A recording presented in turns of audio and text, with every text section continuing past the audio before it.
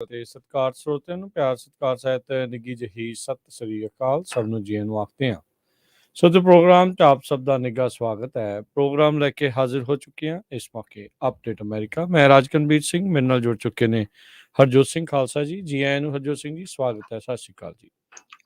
ਸਤਿ ਸ਼੍ਰੀ ਅਕਾਲ, ਧੰਨਵਾਦ ਜੀ ਆਇਆਂ ਨੂੰ। ਪੰਜਾਬੀ ਰੇਡੀਓ USA ਦੇ ਜਿੰਨੇ ਵੀ ਸਰੋਤੇ ਸਾਡੇ ਸਾਰੇ ਹੀ AM ਸਟੇਸ਼ਨਸ, FM ਸਟੇਸ਼ਨ, ਘਰਾਂ ਦੇ ਵਿੱਚ ਰੇਡੀਓ ਸੈਟਸ ਦੇ ਰਾਹੀਂ, ਟੈਲੀਫੋਨ ਦੇ ਰਾਹੀਂ, ਫੇਸਬੁੱਕ, YouTube ਤੇ ਲਾਈਵ ਦੇਖ ਰਹੇ ਹੋ, ਸੁਣ ਰਹੇ ਹੋ, ਸਾਰਿਆਂ ਨੂੰ ਜੀ ਆਇਆਂ ਨੂੰ ਤੇ ਬਹੁਤ ਹੀ ਪਿਆਰ ਤੇ ਸਤਿਕਾਰ ਭਰੀ ਸਤਿ ਸ਼੍ਰੀ ਅਕਾਲ ਸਰੋਤਿਓ। ਅੱਜ ਜਨਵਰੀ ਦੀ 24 ਤਰੀਕ ਆ, ਦਿਨ ਮੰਗਲਵਾਰ ਆ। ਤੁਹਾਡੇ ਲਈ ਸਵੇਰ ਦਾ ਅਪਡੇਟ ਅਮਰੀਕਾ ਪ੍ਰੋਗਰਾਮ ਲੈ ਕੇ ਹਾਜ਼ਰ ਹੋਏ ਹਾਂ।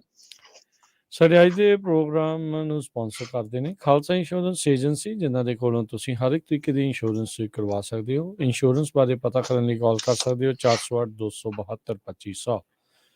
ਜੇਕਰ ਤੁਸੀਂ ਮੈਡੀਕੇਅਰ ਦੇ ਲਈ ਆਲਰੇਡੀ ਅਪਲਾਈ ਕੀਤਾ ਹੈ, ਵੱਖ-ਵੱਖ ਪਲਾਨਸ ਦੇ ਵਿੱਚ ਜਾਣਕਾਰੀ ਹਾਸਿਲ ਕਰਨੀ ਹੈ, ਚੇਂਜਸ ਕਰਵਾਉਣਾ ਚਾਹੁੰਦੇ ਹੋ ਜਾਂ ਨਵਾਂ ਮੈਡੀਕੇਅਰ ਅਪਲਾਈ ਕਰਨਾ ਚਾਹੁੰਦੇ ਹੋ, ਪੂਰੇ ਅਮਰੀਕਾ ਭਰ ਦੇ ਵਿੱਚ ਮੈਡੀਕੇਅਰ ਦੇ ਲਈ ਇਹ ਮਦਦ ਕਰਦੇ ਨੇ। Call Khalsa insurance agency 408-272-2500। US immigration ਦਾ ਹੋਵੇ ਕਿਸੇ ਵੀ ਤਰੀਕੇ ਦਾ ਕੰਮ, ਕਾਲ ਅਟਰਨੀ ਜੇ ਟੇਰਕੀਆਣਾ 415-909-0503। Manjeet Singh, Narendra Kaur Kular, Avtar Singh Manzil Clovis, Satnam Singh, Amarjit Singh Dosanjh Sunny Parewal Yuba City, Paramjit Singh Deol Fresno, Lakhvir Singh Samra Texas, Jarnail Singh Johal, Harnek Singh Pawla Renton Washington, Onkar Singh Fresno, Sarabjit Singh Randon gas and food Elko Nevada, Harjit Singh Lathrop Antelope truck stop Burns Wyoming, Gurpal Singh Gill Sacramento, Binder Dhaliwal, Major Singh Sidhu, Gurmel Singh Liddar Bakersfield, Dharam Singh Kuldeep Singha Bakersfield. ਇਹਨਾਂ ਸਾਰਿਆਂ ਦਾ ਧੰਨਵਾਦ। ਜੇਕਰ ਤੁਸੀਂ ਜਾਂ ਕੋਈ ਹੋਰ ਕਾਰੋਬਾਰ ਵੀ ਇਸ ਪ੍ਰੋਗਰਾਮ ਨੂੰ ਸਪਾਂਸਰ ਕਰਨਾ ਚਾਹੁੰਦੇ ਹੋ, ਸੰਪਰਕ ਕਰ ਸਕਦੇ ਹੋ ਨੰਬਰ 408-722-7698 ਦੇ ਉੱਤੇ। ਜੀ ਅੱਜ ਦੀਆਂ ਖਬਰਾਂ ਵੱਲ ਆਈਏ ਤੇ ਸਾਡਾ ਮੁਲਕ USA ਲਗਭਗ ਬਹੁਤ ਲਾਗੇ ਹੋ ਗਿਆ ਟੈਂਕ ਭੇਜਣ ਦੇ ਮਾਮਲੇ ਦੇ ਵਿੱਚ। ਯੂਕਰੇਨ ਨੂੰ USA ਆ ਬਹੁਤ ਜਲਦੀ ਟੈਂਕ ਭੇਜਣ ਜਾ ਰਿਹਾ। ਜਰਮਨੀ ਵੀ ਕਹਿ ਰਿਹਾ ਵੀ ਅਸੀਂ ਬਹੁਤ ਜਲਦੀ ਡਿਸਾਈਡ ਕਰਨ ਜਾ ਰਹੇ ਹਾਂ। ਉਧਰ ਰਸ਼ੀਆ ਨੇ ਵੀ ਜਰਮਨ ਨੂੰ ਧਮਕੀ ਦੇ ਦਿੱਤੀ ਆ ਵੀ ਜੇ ਤੁਸੀਂ ਟੈਂਕ ਯੂਕਰੇਨ ਨੂੰ ਦਿੱਤੇ ਤੇ ਅਸੀਂ ਫਿਰ ਤੁਹਾਡੇ ਵੱਲ ਵੀ ਜਿਹੜਾ ਆ ਅੱਖ ਚੱਕ ਕੇ ਦੇਖਾਂਗੇ।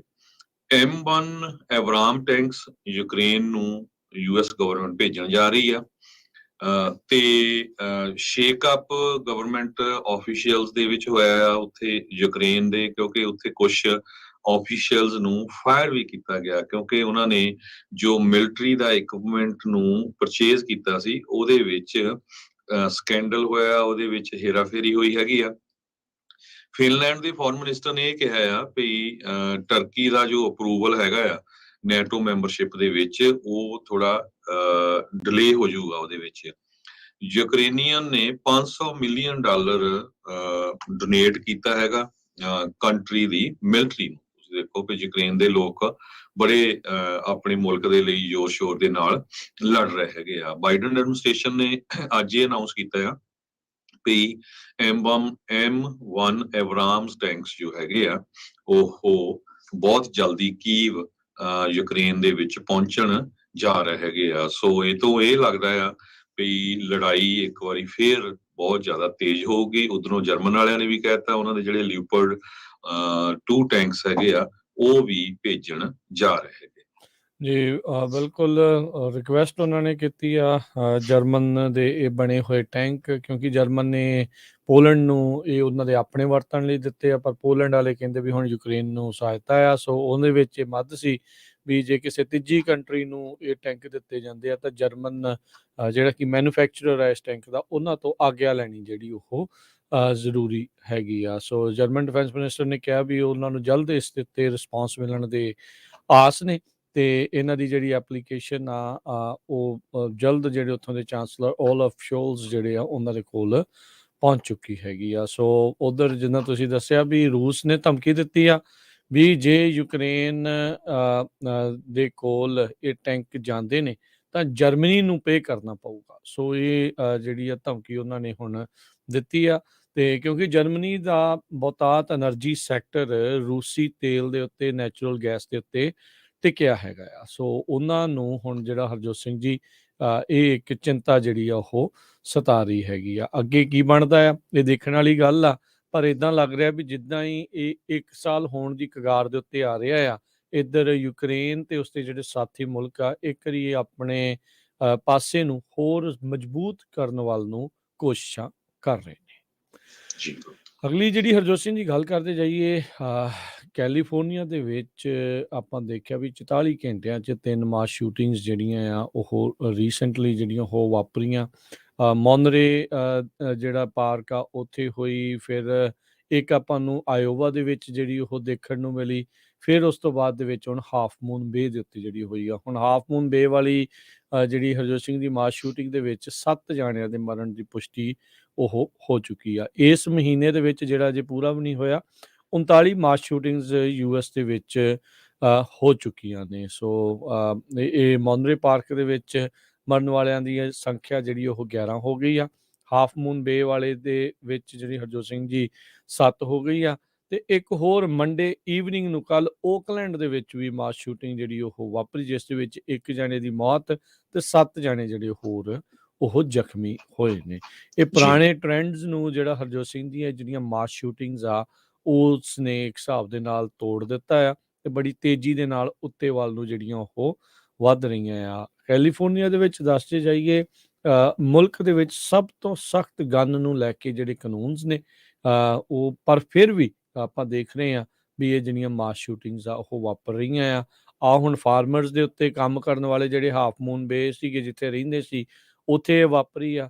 ਮੋਨਰੇ ਪਾਰਕ ਦੇ ਵਿੱਚ ਉਸੇ ਹੀ ਡਾਂਸ ਸਕੂਲ ਦੇ ਵਿੱਚ ਜਿੱਥੇ ਸਿੱਖਦਾ ਰਿਹਾ, ਜਿੱਥੇ ਉਹ ਬੰਦੇ ਨੇ ਆਪਣੀ ਵਾਈਫ ਨੂੰ ਵੀ ਜਿਹੜਾ ਮਿਲਿਆ ਉਹਨੇ ਉੱਥੇ ਜਾ ਕੇ ਗੋਲੀਆਂ ਚਲਾ ਕੇ ਲੋਕਾਂ ਨੂੰ ਮਾਰ ਦਿੱਤਾ।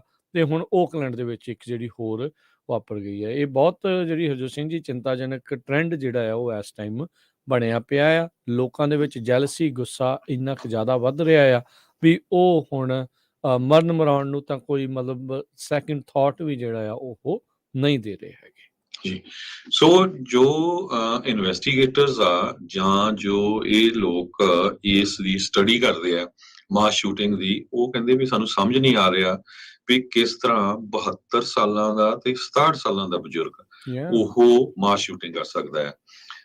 ਜਿਸ ਤਰ੍ਹਾਂ ਤੁਸੀਂ ਦੱਸਿਆ ਹੀ ਹੈਗਾ ਆ, ਕੈਲੀਫੋਰਨੀਆ ਦੇ ਵਿੱਚ 48 ਘੰਟਿਆਂ 'ਚ 18 ਲੋਕਾਂ ਦੀ ਮੌਤ ਹੋ ਚੁੱਕੀ ਆ, 10 ਬਹੁਤ ਬੁਰੀ ਤਰ੍ਹਾਂ ਫੱਟੜ ਹੋਏ ਹੈਗੇ ਆ। ਜੋ ਲੇਟੈਸਟ ਹਾਫ ਮੂਨ ਵੇਚ ਹੋਈ ਸੀ, 67 ਸਾਲਾਂ ਦਾ ਗਨਮੈਨ, ਉਸਨੇ 7 ਜਣਿਆਂ ਨੂੰ ਮਾਰਿਆ ਸੀ। ਮੋਨਰੇ ਪਾਰਕ ਦੇ ਵਿੱਚ 72 ਸਾਲਾਂ ਦਾ ਗਨਮੈਨ ਸੀ, ਉਸਨੇ 11 ਜਣਿਆਂ ਨੂੰ ਮਾਰਿਆ ਸੀ ਤੇ 9 ਜਾਣੇ ਜੋ ਆ ਉਹ ਬੁਰੀ ਤਰ੍ਹਾਂ ਫੱਟੜ ਕੀਤੇ ਸੀ। ਸਸਪੈਕਟ ਜੋ ਹਾਫ ਮੂਨ ਵੇਚ ਆ ਉਹ 67 ਸਾਲਾਂ ਦਾ, ਉਸਦਾ ਨਾਂ ਚੁਨਨ ਲਈ ਜ਼ਾਓ ਕਰਕੇ ਦੱਸਿਆ ਗਿਆ ਪੁਲਿਸ ਵੱਲੋਂ। ਤੇ ਜੋ ਸਸਪੈਕਟ ਮੋਨਰੇ ਪਾਰਕ ਦੇ ਵਿੱਚ ਆ ਉਹ 72 ਸਾਲਾਂ ਦਾ ਹੂ ਕੈਂਟਰੈਨ ਆ। ਸੋ ਬਹੁਤ ਮਾੜੀ ਗੱਲ ਆ। ਸੋ ਕਿਉਂਕਿ ਜੋ ਵੀਕਐਂਡ ਸੀ ਉਹ ਚਾਈਨੀਜ਼, ਵੀਤਨਾਮੀਜ਼ ਮੂਲ ਦੇ ਲੋਕ ਆਪਣਾ ਨਵਾਂ ਸਾਲ ਮਨਾ ਰਹੇ ਸੀ ਤੇ ਹਜ਼ਾਰਾਂ ਦੀ ਗਿਣਤੀ ਦੇ ਵਿੱਚ ਲੋਕ ਇਕੱਠੇ ਹੋਏ ਹੁੰਦੇ ਹੈਗੇ ਆ। ਤੇ ਪਰ ਇਹ ਪਤਾ ਨਹੀਂ ਇਹਨਾਂ ਨੇ ਕਿਉਂ ਆਪਣੇ ਹੀ ਚਾਈਨੀਜ਼ ਮੂਲ ਦੇ ਦੋਨੋਂ ਹੀ ਸਸਪੈਕਟ ਆ ਤੇ ਉਹਨਾਂ ਹੀ ਲੋਕਾਂ ਦੇ ਉੱਤੇ ਗੋਲੀਆਂ ਜਿਹੜੀਆਂ ਚਲਾਈਆਂ। ਡਾਂਸ ਜੋ ਹੈਗੇ ਆ ਸਟੂਡੀਓ ਦੇ ਵਿੱਚ। ਕੈਲੀਫੋਰਨੀਆ ਦੇ ਗਵਰਨਰ ਗੈਬਨ ਨਿਊਸਮ ਹਸਪਤਾਲ ਦੇ ਵਿੱਚ ਵਿਕਟਮਸ ਨੂੰ ਮੋਨਰੇ ਪਾਰਕ ਦੇ ਜੋ ਮੈਸਕਰ ਹੋਇਆ ਸੀ ਉੱਥੇ ਮਿਲਣ ਗਏ ਤੇ ਉਹਨਾਂ ਨੇ ਇਹ ਕਿਹਾ ਵੀ ਟ੍ਰੈਜਡੀ ਅਪਨ ਟ੍ਰੈਜਡੀ, ਵੀ ਇਹ ਬਹੁਤ ਮਾੜੀ ਗੱਲ ਹੋ ਰਹੀ ਆ। ਪ੍ਰੈਜ਼ੀਡੈਂਟ ਬਾਈਡਨ ਉਹਨਾਂ ਨੇ ਵੀ ਇਹ ਜੋ ਕਿਲਿੰਗਸ ਹੋਈਆਂ ਆ ਉਹਨਾਂ ਨੂੰ ਕੰਡੈਮ ਕੀਤਾ ਹੈਗਾ ਤੇ ਕਹਿੰਦੇ ਆ ਵੀ ਫੈਡਰਲ ਬੈਨ ਲੱਗਣਾ ਚਾਹੀਦਾ ਅਸੌਲਟ ਵੈਪਨ ਦੇ ਉੱਤੇ। ਜੋ ਮੋਨਰੇ ਪਾਰਕ ਦੇ ਵਿੱਚ ਵਿਕਟਮਸ ਆ ਉਹਨਾਂ ਦੇ ਨਾਮ ਜੋ ਪੁਲਿਸ ਵਾਲੇ ਆ ਉਹਨਾਂ ਨੇ ਅਨਾਉਂਸ ਕਰਨੇ ਸ਼ੁਰੂ ਕਰ ਦਿੱਤੇ ਆ, ਜਿਨ੍ਹਾਂ ਦੇ ਵਿੱਚੋਂ ਮਿਮੀ ਨੈਨ 65 ਸਾਲਾਂ ਦੀ, ਲਿਲੀਅਨ ਲੀ 64 ਸਾਲਾਂ ਦੀ, ਐਲਬਰਾਡੋ ਵੈਲੈਂਟੀਨੋ 68 ਸਾਲਾਂ ਦੇ। ਤੇ ਜੋ ਗੈਬਨ ਨਿਊਸਮ ਆ ਆਪਣੇ ਗਵਰਨਰ ਕੈਲੀਫੋਰਨੀਆ ਦੇ, ਉਹਨਾਂ ਨੇ ਇਹ ਕਿਹਾ ਵੀ ਜਿਹੜਾ ਸੈਕੰਡ ਅਮੈਂਡਮੈਂਟ ਆ ਇਹ ਇੱਕ ਤਰ੍ਹਾਂ ਨਾਲ ਸੁਸਾਈਡ ਪੈਕਟ ਬਣਦਾ ਜਾ ਰਿਹਾ ਆ। ਸੋ ਆਪਾਂ ਦੇਖਿਆ ਵੀ ਆ ਵੀ ਬਹੁਤ ਜ਼ਿਆਦਾ ਜਿਹੜਾ ਖਤਰਨਾਕ ਬਣਦਾ ਜਾ ਰਿਹਾ ਵੀ ਕੁਝ ਘੰਟਿਆਂ 'ਚ 3 ਮਾਸ ਸ਼ੂਟਿੰਗਸ ਉਹ ਵੀ ਕੈਲੀਫੋਰਨੀਆ ਦੇ ਵਿੱਚ ਹੋਣ। ਬਹੁਤ ਜਿਹੜੀ ਆ ਇਹ ਮਾੜੀ ਗੱਲ, ਵੈਸੇ ਤਾਂ ਕਿਤੇ ਵੀ ਹੋਣ ਮਾੜੀ ਗੱਲ ਆ, ਪਰ ਕਿਉਂਕਿ ਕੈਲੀਫੋਰਨੀਆ ਮੈਂ ਇਸ ਕਰਕੇ ਕਿਹਾ ਵੀ ਕੈਲੀਫੋਰਨੀਆ ਇੱਕ ਏਦਾਂ ਦਾ ਸਟੇਟ ਆ, ਇਹ ਆਪਣੇ ਆਪ 'ਚ ਹੀ ਆਪਾਂ ਮੁਲਕ ਕਹਿ ਸਕਦੇ ਹਾਂ ਜਿੱਥੇ ਬਹੁਤ ਲੋਕ ਲਗਭਗ ਹਰ ਇੱਕ ਦੁਨੀਆ ਦੇ ਮੁਲਕ ਤੋਂ ਆ ਕੇ ਰਹਿੰਦੇ ਹੈਗੇ। ਬਿਲਕੁਲ। ਹਰਜੋਤ ਸਿੰਘ ਜੀ, ਇਹ ਵਾਸ਼ਿੰਗਟਨ ਤੋਂ ਇੱਕ ਮਾੜੀ ਖਬਰ ਜਿਹੜੀ ਹੈ ਇੱਕ ਹੋਰ ਆ ਰਹੀ ਹੈ। ਉੱਥੇ ਵੀ ਇੱਕ ਗੋਲੀकांड ਜਿਹੜਾ ਉਹ ਵਾਪਰਿਆ ਹੈਗਾ ਆ, ਯਕੀਮਾ ਕਰਕੇ ਉੱਥੇ 3 ਜਾਣਿਆਂ ਦੀ ਜਿਹੜੀ ਆ ਉਹ ਮੌਤ ਹੋਈ ਆ। ਇੱਥੇ ਵੀ ਸਰਕਲ ਕੇ ਗੈਸ ਸਟੇਸ਼ਨ ਜਿਹੜਾ ਆ ਉੱਥੇ ਹੋਈ ਆ। ਉੱਥੋਂ ਦੇ ਜਿਹੜੇ ਯਕੀਮਾ ਦੇ ਪੁਲਿਸ ਚੀਫ ਮੈਟ ਮਰੇ, ਉਹਨਾਂ ਨੇ ਕਿਹਾ ਵੀ ਰਾਤ ਦੀ ਓਵਰਨਾਈਟ ਜਿਹੜੀ ਆ ਇਹ ਸ਼ੂਟਿੰਗ ਵਾਪਰੀ ਹੈ, ਜਿਸ ਵਿੱਚ 3 ਜਾਣਿਆਂ ਦੀ ਮੌਤ ਹੋਈ ਆ। ਜਿਹੜਾ ਕਥਿਤ ਦੋਸ਼ੀ ਜਿਸ ਨੇ ਗੋਲੀਆਂ ਚਲਾਈਆਂ ਆ, ਉਹ ਇਸ ਟਾਈਮ ਭਗੌੜਾ ਆ। ਉਸ ਦੀ ਭਾਲ ਜਿਹੜੀ ਉਹ ਜਾਰੀ ਆ। ਪੁਲਿਸ ਕਹਿੰਦੀ ਆ ਵੀ ਉਹਨਾਂ ਨੂੰ ਲੀਡਸ ਮਿਲੀਆਂ ਤੇ ਉਸ ਨੂੰ ਲੱਭਣ ਦੇ ਵਿੱਚ ਲੱਗੇ ਹੋਏ ਆ। ਕਹਿੰਦੇ ਵੀ ਇਹ ਡੇਂਜਰਸ ਪਰਸਨ ਆ ਤੇ ਹੈ ਤਾਂ ਇਹ ਗੋਲੀकांड ਰੈਂਡਮ, ਪਰ ਕਹਿੰਦੇ ਵੀ ਖਤਰਾ ਹੋ ਸਕਦਾ ਕਮਿਊਨਿਟੀ ਨੂੰ। ਜੇ ਕਿਸੇ ਨੂੰ ਲੱਗਦਾ ਆ ਵੀ ਉਹ ਬੰਦਾ ਹੈ ਤੇ ਉਸਦੇ ਇਰਦ ਗਿਰਦ ਜਿਹੜਾ ਉਹ ਕੋਈ ਨਾ ਜਾਵੇ, ਤੇ ਉਹਦੇ ਬਾਰੇ ਬਸ ਤੁਰੰਤ ਜਿਹੜੀ ਆ ਪੁਲਿਸ ਨੂੰ ਇਤਲਾਹ ਕੀਤੀ ਜਾਵੇ। ਜਿਹੜੇ ਗੱਲਬਾਤ ਕਰ ਰਹੇ ਸੀ ਪੁਲਿਸ ਚੀਫ, ਉਹਨਾਂ ਨੇ ਕਿਹਾ ਵੀ ਜਿਹੜਾ ਸਸਪੈਕਟ ਆ ਉਹ ਆਰਕੋ AM/PM ਗੈਸ ਸਟੇਸ਼ਨ ਦੇ ਵਿੱਚ ਗਿਆ। ਲੌਬੀ ਦੇ ਵਿੱਚ ਜਾਣ ਦੀ ਉਹਨੇ ਕੋਸ਼ਿਸ਼ ਕੀਤੀ, ਪਰ ਡੋਰਸ ਕਲੋਜ਼ ਸੀਗੀਆਂ, ਲੌਕ ਸੀਗੀਆਂ, ਸੋ ਅੰਦਰ ਨਹੀਂ ਵੜ ਸਕਿਆ। ਫਿਰ ਦੂਜੇ ਪਾਸੇ ਅਕਰੋਸ ਦਾ ਸਟਰੀਟ ਉਹ ਸਰਕਲ ਕੇ ਸੀ ਜਿਹਦੀਆਂ ਡੋਰਸ ਖੁੱਲੀਆਂ ਸੀਗੀਆਂ, ਤੇ ਉੱਥੇ ਉਹਨੇ ਲੋਕਾਂ ਨੂੰ ਗੋਲੀਆਂ ਜਿਹੜੀਆਂ ਨਾਲ ਭੁੰਨ ਦਿੱਤਾ ਹੈਗਾ ਆ। ਸੋ ਦਿਮਾਗੀ ਤੌਰ ਦੇ ਉੱਤੇ ਲੋਕ ਬਿਲਕੁਲ ਪੈਦਲ ਹੋ ਚੁੱਕੇ ਆ।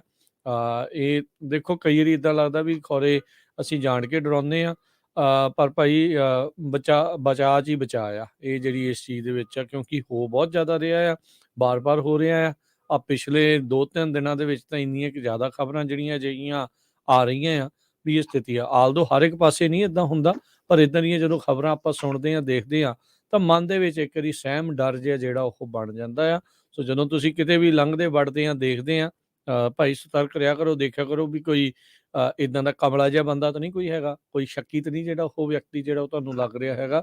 ਜੇ ਤੁਹਾਨੂੰ ਤੁਰੰਤ ਕੋਈ ਲੱਗਦਾ ਵੀ ਕੋਈ ਹੈਵੇ, ਤਾਂ ਤੁਰੰਤ ਜਿਹੜੀ ਆ ਉਹ ਤੁਹਾਨੂੰ ਜਿਹੜੀ ਅਧਿਕਾਰੀਆਂ ਦੇ ਨਾਲ ਇਤਲਾਹ ਉਹਨਾਂ ਨੂੰ ਦੇਣੀ ਚਾਹੀਦੀ ਹੈਗੀ ਆ। ਜੀ ਬਿਲਕੁਲ, ਇਹ ਅੱਜ ਸਵੇਰੇ ਤੜਕੇ ਸਰਕਲ ਕੇ ਜੋ ਯਕੀਮਾ ਦੇ ਵਿੱਚ ਹੈਗਾ ਵਾਸ਼ਿੰਗਟਨ DC ਦੇ ਵਿੱਚ, ਵਾਸ਼ਿੰਗਟਨ ਸਟੇਟ ਦੇ ਵਿੱਚ, ਇੱਧਰ ਸਿਆਟਲ ਵਾਲੀ ਸਾਈਡ, ਉੱਥੇ 3:30 ਤੇ ਇਹ ਸ਼ੂਟਿੰਗ ਹੋਈ ਆ। ਯਕੀਮਿਆਂ ਦੀ ਜੋ ਪੁਲਿਸ ਚੀਫ ਆ ਮੈਥਿਊ ਮੁਰੇ, ਉਹਨਾਂ ਨੇ ਇਹ ਦੱਸਿਆ। ਤੇ ਹਜੇ ਜੋ ਸ਼ੂਟਰ ਸੀ, ਜਵਾਨ ਲੱਗਦਾ ਆ, ਉਹ ਗ੍ਰੇ ਜਾਂ ਸਿਲਵਰ ਕਰਾਈਸਲਰ 200 ਦੇ ਵਿੱਚ ਭੱਜ ਗਿਆ। ਜੀ ਜੀ ਜੀ। ਤੇ ਅਗਲੀ ਖਬਰ ਵੱਲ ਚੱਲੀਏ। ਜਿਸ ਤਰ੍ਹਾਂ ਆਪਾਂ ਮਾਸ ਸ਼ੂਟਿੰਗ ਦੀ ਗੱਲ ਕਰਦੇ ਹਾਂ, ਇੱਕ ਜੋ ਮੋਨਰੇ ਪਾਰਕ ਦੇ ਵਿੱਚ ਸ਼ੂਟਿੰਗ ਹੋਈ ਆ, ਉਸ ਦੀ ਜੋ ਸ਼ੂਟਰ ਸੀ, ਉਸ ਦੀ ਵਾਈਫ ਨੇ ਕਿਹਾ ਵੀ ਉਸ ਨੂੰ ਐਂਗਰ ਦੀ ਜਿਹੜੀ ਬਹੁਤ ਵੱਡੀ ਪ੍ਰੋਬਲਮ ਸੀ, ਗੁੱਸਾ ਬਹੁਤ ਜ਼ਿਆਦਾ ਆਉਂਦਾ ਸੀ। ਸੋ ਕਹਿੰਦੇ ਵੀ ਕੁਇਕ ਟੂ ਐਂਗਰ ਸੀਗਾ। ਸੋ ਇਹ ਹੁਣ ਜੇ ਇਦਾਂ ਦੀ ਘਰ ਦੇ ਵਿੱਚ ਕਿਸੇ ਦੀ ਸਿਚੁਏਸ਼ਨ ਹੈਗੀ ਆ, ਜ਼ਰੂਰ ਉਹਨਾਂ ਨੂੰ ਜੋ ਆਪਣੇ ਹੈਲਥ ਡਿਪਾਰਟਮੈਂਟ, ਹਸਪੀਟਲ, ਡਾਕਟਰ ਨੂੰ ਮਿਲਣਾ ਚਾਹੀਦਾ ਆ ਕਿ ਬਾਅਦ ਦੇ ਵਿੱਚ ਇਦਾਂ ਦੀ ਜਿਹੜੀ ਮਾੜੀ ਘਟਨਾ ਵਾਪਰੇ ਹਨ। ਕਿਉਂਕਿ ਜੋ ਪਰਿਵਾਰ ਹੁੰਦਾ ਆ, ਉਹਨੂੰ ਸਾਰਿਆਂ ਨੂੰ ਸਭ ਤੋਂ ਪਹਿਲਾਂ ਪਤਾ ਹੁੰਦਾ ਵੀ ਸਾਡੇ ਘਰ ਦਾ ਜਿਹੜਾ ਜੀ ਆ ਉਹ ਕਿੰਨਾ ਗੁੱਸੇਖੋਰ ਹੈਗਾ ਆ, ਕੱਲ ਨੂੰ ਕੋਈ ਵੱਡਾ ਕੰਮ ਕਰ ਸਕਦਾ ਹੈਗਾ। ਸੋ ਆਈ ਡੋਨਟ ਨੋ ਇਹ ਕੀ ਗੱਲ ਵਾਪਰੀ ਹੈਗੀ ਆ, ਪਰ ਉਸ ਦੀ ਜੋ ਐਕਸ ਵਾਈਫ ਆ, ਉਸਨੇ ਦੱਸਿਆ ਵੀ ਉਹ ਬਹੁਤ ਗੁੱਸੇਖੋਰ ਬੰਦਾ ਸੀਗਾ। ਜੀ ਜੀ, ਬਿਲਕੁਲ। ਅਗਲੀ ਜਿਹੜੀ ਹਰਜੋਤ ਸਿੰਘ ਜੀ ਖਬਰ, ਉਸ ਦੇ ਉੱਤੇ ਨਜ਼ਰ ਮਾਰਦੇ ਜਾਈਏ ਤਾਂ ਇਹ ਇੱਕ ਵਾਰੀ ਫਿਰ ਆਪਾਂ ਯੂਕਰੇਨ ਦਾ ਰੁਖ ਕਰਦੇ ਹਾਂ। ਵਲਾਦੀਮਿਰ ਜਿਹੜੇ ਜ਼ੈਲੈਂਸਕੀ ਆ ਯੂਕਰੇਨ ਦੇ ਪ੍ਰੈਜ਼ੀਡੈਂਟ, ਉਹ ਕਹਿੰਦੇ ਵੀ ਉਹਨੇ ਐਂਟੀ ਕਰਪਸ਼ਨ ਡਰਾਈਵ ਇਸ ਟਾਈਮ ਉੱਥੇ ਚਲਾਈ ਆ। ਹੁਣ ਦੇਖੋ ਵੀ ਇੱਕ ਤਾਂ ਉਹ ਮੁਲਕ ਰੂਸ ਦੇ ਨਾਲ ਜੂਝ ਰਿਹਾ ਹੈਗਾ ਪਿਛਲਾ 1 ਸਾਲ ਤੋਂ, ਤੇ ਕਹਿੰਦੇ ਵੀ 15 ਯੂਕਰੇਨੀ ਅਧਿਕਾਰੀ ਅਜਿਹੇ ਉਹਨਾਂ ਨੂੰ ਬਾਹਰ ਦਾ ਰਸਤਾ ਦਿਖਾਇਆ ਗਿਆ ਆ ਜਿਨ੍ਹਾਂ ਦੇ ਉੱਤੇ ਰਿਸ਼ਵਤਖੋਰੀ, ਭ੍ਰਿਸ਼ਟਾਚਾਰ ਦੇ ਜਿਹੜੇ ਦੋਸ਼ ਆ ਉਹ ਲੱਗੇ ਆ। ਕਈ ਅਧਿਕਾਰੀਆਂ ਨੂੰ ਡਿਸਮਿਸ ਕੀਤਾ ਗਿਆ ਤੇ ਕਈਆਂ ਨੇ ਖੁਦ ਹੀ ਜਿਹੜਾ ਆ ਉਹ ਅਸਤੀਫਾ ਦੇ ਕੇ ਜਿਹੜੇ ਆ ਉਹ ਲਾਂਭੇ ਹੋ ਗਏ ਆ। ਬਹੁਤ ਸਾਰਿਆਂ ਦੇ ਉੱਤੇ ਜਿਹੜੇ ਐਂਟੀ ਕਰਪਸ਼ਨ ਐਲੀਗੇਸ਼ਨ ਜਿਹੜੀਆਂ ਆ ਉਹ ਲੱਗੀਆਂ ਹੋਈਆਂ ਸੀਗੀਆਂ। ਸੋ ਯੂਕਰੇਨ ਦੇ ਪ੍ਰੈਜ਼ੀਡੈਂਟ ਨੇ ਕਹਿੰਦੇ ਵੀ ਆਪਣੀ ਇਹ ਜਿਹੜੀ ਮੁਹਿੰਮ ਆ ਉਸ ਨੂੰ ਤੇਜ਼ ਕਰ ਦਿੱਤਾ ਆ। ਇਹਨਾਂ ਦੇ ਵਿੱਚੋਂ ਕੁਝ ਅਜਿਹੇ ਲੋਕ ਜਿਹੜੇ ਸੀਗੇ ਦੱਸੇ ਜਾਂਦੇ ਆ। ਇੱਕ ਵਾਈਸਲ ਲੋਜ਼ਿੰਸਕੀ ਹੈਗਾ ਆ, $4 ਲੱਖ ਉਸਨੇ ਸਾਈਫਨ ਆਫ ਜਿਹੜੇ ਉਹ ਕਰ ਲਏ ਤੇ ਜਦ ਜਾਂਚ ਕੀਤੀ ਜਾ ਰਹੀ ਸੀਗੀ, ਇਹ ਵਿੰਟਰ ਇਕਵਿਪਮੈਂਟ ਜਿਹੜੇ ਆ ਇਨਫਲੇਟ ਕਰਕੇ, ਪ੍ਰਾਈਸਿਸ ਇਨਫਲੇਟ ਕਰਕੇ ਮਹਿੰਗੇ ਦੱਸ ਕੇ ਜਿਹੜੇ ਉਹਨੇ ਖਰੀਦੇ ਜਨਰੇਟਰ ਜਿਨ੍ਹਾਂ ਦੇ ਵਿੱਚ ਸੀਗੇ, ਤੇ ਉਹਦੇ ਵਿੱਚ $4 ਲੱਖ ਆਪਣੀ ਜੇਬ ਦੇ ਵਿੱਚ ਪਾਉਣ ਦੀ ਉਹਨੇ ਕੋਸ਼ਿਸ਼ ਕੀਤੀ। $38,000 ਕੈਸ਼ ਦੇ ਨਾਲ ਉਦੋਂ ਜਿਹੜਾ ਇਹ ਫੜਿਆ ਗਿਆ ਸੀਗਾ। ਸੋ ਹੁਣ 15 ਜਣਿਆਂ ਨੂੰ ਬਾਹਰ ਦਾ ਰਸਤਾ ਜਿਹੜਾ ਦਿਖਾਇਆ। ਹੁਣ ਦੇਖੋ ਵੀ ਕਈ ਲੋਕ ਕਿੰਨੇ ਭ੍ਰਿਸ਼ਟ ਹੁੰਦੇ ਆ, ਲੋਕ ਉੱਥੇ ਮਰ ਰਹੇ ਆ ਠੰਡ ਦੇ ਨਾਲ, એનર્ਜੀ ਦਾ ਕ੍ਰਾਈਸਿਸ ਆ, ਲੋਕਾਂ ਦੇ ਉੱਤੇ ਬੰਬ ਡਿੱਗ ਰਹੇ ਆ, ਮਿਜ਼ਾਈਲਾਂ ਡਿੱਗ ਰਹੀਆਂ ਆ, ਤੇ ਇਹਨਾਂ ਨੂੰ ਆਪਣੇ ਡਾਲਰ ਬਣਾਉਣ ਦੀ ਜਿਹੜੀ ਉਹ ਪਈ ਆ। ਤੇ ਇੱਥੇ ਜ਼ੈਲੈਂਸਕੀ ਨੇ ਇੱਕ ਸਖਤ ਕਦਮ ਕਹਿੰਦੇ ਚੱਕਿਆ ਆ। ਵਿੰਟਰ ਵੈਦਰ ਜੋ ਵਾਰਨਿੰਗ ਆ ਕਲੀਵਲੈਂਡ ਓਹਾਇਓ ਏਰੀਆ ਦੇ ਵਿੱਚ ਜਾਰੀ ਕੀਤੀ ਗਈ ਆ। ਓਟਾਵਾ ਤੇ ਸੈਂਡਕੀ ਕਾਉਂਟੀਜ਼ ਜੋ ਆ ਓਹਾਇਓ ਦੇ ਵਿੱਚ, ਉੱਥੇ ਕਹਿੰਦੇ 4 ਤੋਂ 7 ਇੰਚ ਤੱਕ ਸਨੋ ਪੈ ਸਕਦੀ ਆ, ਤੇ ਹਵਾਵਾਂ ਉੱਥੇ ਜੋ 30 ਮੀਲ ਪਰ ਆਵਰ ਦੇ ਹਿਸਾਬ ਨਾਲ ਚੱਲ ਰਹੀਆਂ, ਤੇ ਜੋ ਸੜਕਾਂ ਹੈਗੀਆਂ ਆ ਉਹ ਬਹੁਤ ਸਲਿਪਰੀ ਆ। ਬਲੈਕ ਆਈਸ ਵੀ ਕਈ ਜਗ੍ਹਾ ਦੇ ਉੱਤੇ ਬਣੀ ਹੋਈ ਆ, ਲੋ ਵਿਜ਼ੀਬਿਲਟੀ ਆ। ਸੋ ਜਿੰਨੇ ਵੀ ਸਾਡੇ ਸਰੋਤੇ ਸੁਣ ਰਹੇ ਆ, ਖਾਸ ਕਰਕੇ ਜੋ ਓਹਾਇਓ ਵੱਲ ਨੂੰ ਜਾ ਰਹੇ ਆ, ਉਹ ਬਿਲਕੁਲ ਧਿਆਨ ਰੱਖਣ, ਕਿਉਂਕਿ ਉਧਰ ਇੱਕ ਬਹੁਤ ਵੱਡਾ ਵਿੰਟਰ ਸਟਾਰਮ ਆ ਰਿਹਾ ਜਿਹਦੇ ਨਾਲ ਸਨੋ ਕਾਫੀ ਪੈਣੀ ਆ, ਤੇ ਇੱਕ ਸੜਕਾਂ ਜਾਂ ਹਾਈਵੇਜ਼ ਉਹ ਸਲਿਪਰੀ ਬਣੇ ਹੋਏ ਆ। ਇੱਧਰ ਕੈਲੀਫੋਰਨੀਆ ਦੇ ਵਿੱਚ ਵੀ ਜੇ ਦੱਸਦੇ ਜਾਈਏ, ਕੱਲ ਰਾਤ ਵੀ ਕਾਫੀ ਠੰਡ ਹੋਈ ਆ। ਬੇ ਏਰੀਏ ਦੇ ਵਿੱਚ ਵੀ ਟੈਂਪਰੇਚਰ 50 ਡਿਗਰੀ ਦੇ ਲਾਗੇ ਛਾਗੇ ਪਹੁੰਚਿਆ ਸੀ, ਤੇ ਫ੍ਰਿਜ਼ਨੋ ਏਰੀਏ ਦੇ ਵਿੱਚ 38 ਡਿਗਰੀ ਤੱਕ ਜੋ ਰਾਤ ਨੂੰ ਟੈਂਪਰੇਚਰ ਪਹੁੰਚਿਆ ਹੋਇਆ ਸੀ। ਜੀ ਬਿਲਕੁਲ। ਸੋ ਠੰਡ ਜਿਹੜੀ ਇਸ ਟਾਈਮ ਵਧੀ ਆ, ਸੋ ਧਿਆਨ ਜਿਹੜਾ ਉਹ ਰੱਖਿਆ ਜਾਵੇ। ਅਗਲੀ ਜਿਹੜੀ ਹਰਜੋਤ ਦੀ ਗੱਲ ਕਰਦੇ ਜਾਈਏ, ਆਪਾਂ ਜਾਣਦੇ ਹਾਂ ਵੀ ਬਹੁਤ ਸਾਰੀਆਂ ਜਿਹੜੀਆਂ ਕੰਪਨੀਆਂ ਆ, ਵੱਡੀਆਂ ਕੰਪਨੀਆਂ ਆ, ਉਹਨਾਂ ਨੇ ਲੇ ਆਫ ਜਿਹੜੀਆਂ ਉਹ ਕਰਨੀਆਂ ਸ਼ੁਰੂ ਕੀਤੀਆਂ ਆ। 2 ਲੱਖ ਦੇ ਤਕਰੀਬਨ ਲੇ ਆਫਸ ਦੀ ਖਬਰ ਹੁਣ ਤੱਕ ਜਿਹੜੀ ਉਹ ਆ ਚੁੱਕੀ ਆ, ਛੋਟੀਆਂ ਤੋਂ ਵੱਡੀਆਂ ਕੰਪਨੀਆਂ ਆ ਉਸ ਦੇ ਮੁਤਾਬਕ। ਹੁਣ ਇਹ ਲੇ ਆਫਸ ਦੇ ਨਾਲ ਨਾਲ ਜਿਹੜੇ ਵਿਚਾਰੇ H1 ਵਾਲੇ ਕੰਮ ਵੀ ਕਰ ਰਹੇ ਆ, ਜਿਹੜੇ ਉਡੀਕ ਦੇ ਵਿੱਚ ਸੀਗੇ ਵੀ ਸਾਡੇ ਲਈ ਗ੍ਰੀਨ ਕਾਰਡ ਜਿਹੜਾ ਉਹ ਅਪਲਾਈ ਕੀਤਾ ਜਾਊਗਾ ਕੰਪਨੀ ਦੇ ਦੁਆਰਾ, ਉਹਨਾਂ ਨੇ, ਗੂਗਲ ਨੇ 1 ਸਾਲ ਦੇ ਲਈ ਜਿਹੜੇ ਗ੍ਰੀਨ ਕਾਰਡ ਪ੍ਰੋਸੈਸ ਆ ਉਸ ਦੇ ਉੱਤੇ ਫਰੀਜ਼ ਜਿਹੜੀ ਉਹ ਲਗਾ ਦਿੱਤੀ ਆ।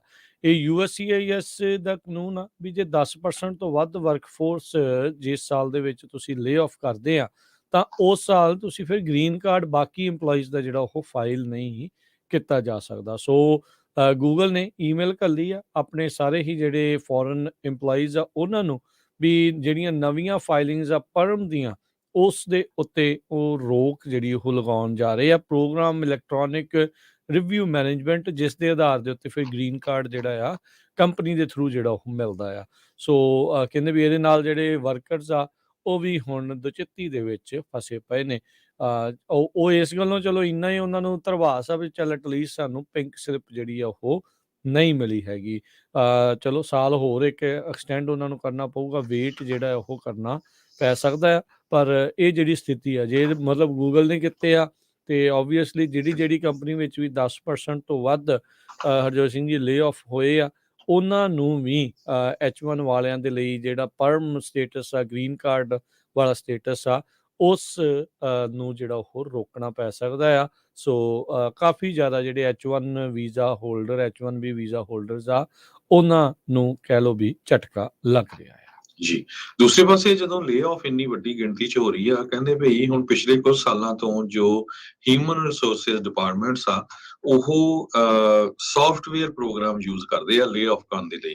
ਕਹਿੰਦੇ 98% ਹਿਊਮਨ ਰਿਸੋਰਸਿਸ ਲੀਡਰਸ ਨੇ ਇਹ ਕਿਹਾ ਵੀ ਹੈਵਲੀ ਉਹ ਸੌਫਟਵੇਅਰ ਪ੍ਰੋਗਰਾਮ ਜਾਂ ਐਲਗੋਰਿਥਮਸ ਜੋ ਬਣਾਈਆਂ ਗਈਆਂ ਆ, ਉਹਦੇ ਬੇਸ ਦੇ ਉੱਤੇ ਲੋਕਾਂ ਨੂੰ ਲੇ ਆਫ ਕਰਦੇ ਆ, ਤੇ ਤੁਸੀਂ ਜੋ ਆਪਣਾ ਬੌਸ ਆ ਉਹਨੂੰ ਜਿਹੜਾ ਬਲੇਮ ਨਾ ਦਿਓ। ਇਸ ਸੌਫਟਵੇਅਰ ਦੇ ਵਿੱਚ ਕਈ ਕੁਛ ਜੋ ਚੈੱਕ ਕੀਤਾ ਜਾਂਦਾ ਵੀ ਕਿਹੜੇ ਬੰਦੇ ਨੂੰ ਜਿਹੜਾ ਲੇ ਆਫ ਕਰਨਾ ਚਾਹੀਦਾ ਹੈਗਾ ਆ।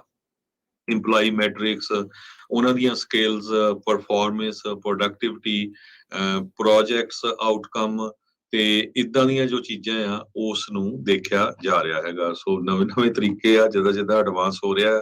ਸੋ ਜਿਹੜੀਆਂ ਟੈਕ ਕੰਪਨੀਆਂ ਹੈਗੀਆਂ, Amazon, Facebook ਦੀ ਪੇਰੈਂਟ ਕੰਪਨੀ ਮੈਟਾ, ਟਵਿੱਟਰ, ਇਹ ਸਾਰਿਆਂ ਨੇ ਕਹਿੰਦੇ ਸੌਫਟਵੇਅਰ ਦੇ ਬੇਸ ਦੇ ਉੱਤੇ ਹੀ ਹਜ਼ਾਰਾਂ ਹੀ EMPLOYEES ਨੂੰ ਆਪਣਿਆਂ ਨੂੰ ਲੇ ਆਫ ਕੀਤਾ ਹੈ, ਜੋ ਹੁਣ ਤੱਕ 1,95,000 ਦੇ ਕਰੀਬ ਬਣਦੇ ਆ। layoffs FYI ਦੀ ਇਨਫੋਰਮੇਸ਼ਨ ਦੇ ਥਰੂ। ਕਹਿੰਦੇ 2022 ਤੇ 2023 ਦੇ ਸ਼ੁਰੂਆਤ ਦੇ ਵਿੱਚ ਈਵਨ ਮਾਈਕਰੋਸਾਫਟ ਵਰਗਿਆਂ ਨੇ, ਗੂਗਲ ਵਰਗਿਆਂ ਨੇ ਵੱਡੀ ਗਿਣਤੀ 'ਚ ਲੋਕਾਂ ਨੂੰ ਲੇ ਆਫ ਕੀਤਾ ਆ।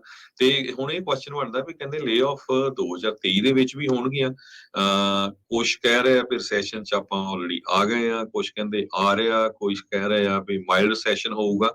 ਪਰ ਜੌਬ ਕਟਿੰਗ ਕਹਿੰਦੇ ਟੈਕ ਇੰਡਸਟਰੀ ਦੇ ਵਿੱਚ ਕਾਫੀ ਹੋਊਗਾ ਤੇ ਉਹਦੇ ਨਾਲ ਜੋ ਸਲੰਪ ਵੀ ਆਊਗਾ ਲੇਡ ਆਫ ਵਰਕਰਸ ਦੇ ਵਿੱਚ, ਕਿਉਂਕਿ ਹੁਣ ਜੇ ਜੋ ਲੋਕ ਲੇ ਆਫ ਹੋ ਗਏ ਆ ਗਾਹਾਂ ਕੋਈ ਹਾਇਰ ਨਹੀਂ ਕਰ ਰਿਹਾ, ਤੇ ਇਹ ਇੱਕ ਬਹੁਤ ਵੱਡੀ ਸਿਚੁਏਸ਼ਨ ਖਾਸ ਕਰਕੇ ਜੋ H1 ਵੀ ਵਰਕਰਸ ਹੈਗੇ ਆ ਉਹਨਾਂ ਦੇ ਲਈ ਬਣੀ ਹੋਈ ਹੈਗੀ ਆ। ਸੋ ਦੇਖਦੇ ਆ ਕੀ ਬਣਦਾ, ਪਰ ਟੈਕ ਇੰਡਸਟਰੀ ਦੇ ਵਿੱਚ ਲੇ ਆਫ ਨੇ, ਲੋਕਾਂ ਦੀਆਂ ਜੌਬ ਕੱਟਸ ਨੇ ਬਹੁਤ ਜ਼ਿਆਦਾ ਹਾਹਾਕਾਰ ਮਚਾਈ ਹੋਈ ਹੈ। ਕੱਲੀ ਇਹ ਸਿਲੀਕਨ ਵੈਲੀ ਨਹੀਂ, ਟੈਕਸਸ, ਮਾਈਕਰੋਸਾਫਟ ਤਾਂ ਉਹਨਾਂ ਦਾ ਮੇਨ ਆਫਿਸ ਵਾਸ਼ਿੰਗਟਨ ਦੇ ਵਿੱਚ ਆ, ਸ਼ਿਕਾਗੋ ਦੇ ਵਿੱਚ, ਨਿਊਯਾਰਕ ਦੇ ਵਿੱਚ, ਸਾਰੇ ਪਾਸੇ ਜੋ ਟੈਕ ਰਿਲੇਟਡ ਇੰਡਸਟਰੀ ਨਾਲ ਰਿਲੇਟਡ ਵਰਕਰਸ ਆ ਉਹਨਾਂ ਦੇ ਵਿੱਚ ਬਹੁਤ ਡਰ ਵਾਲਾ ਮਾਹੌਲ ਬਣਿਆ ਹੋਇਆ। ਜੀ ਜੀ ਬਿਲਕੁਲ। ਸੋ ਹਰਜੋਤ ਸਿੰਘ ਜੀ, ਜੇ ਆਪਾਂ ਇਕੋਨਮੀ ਵਾਲੀ ਜਾਂ ਕੰਪਨੀਜ਼ ਦੀ ਗੱਲ ਕਰਦੇ ਜਾਈਏ, ਵਾਲਮਾਰਟ ਨੇ ਅੱਜ ਐਲਾਨ ਕੀਤਾ ਆ ਵੀ ਉਹ ਆਪਣੇ ਸਟੋਰ ਇੰਪਲੋਈਜ਼ ਦੀ ਮਿਨੀਮਮ ਵੇਜ ਆ ਉਹ ਵਧਾਉਣ ਜਾ ਰਹੇ ਆ। $14 ਪ੍ਰਤੀ ਘੰਟੇ ਦੇ ਉੱਤੇ ਇਹਨਾਂ ਨੇ ਵਧਾ ਕੇ ਕਰ ਦੇਣੀ ਆ।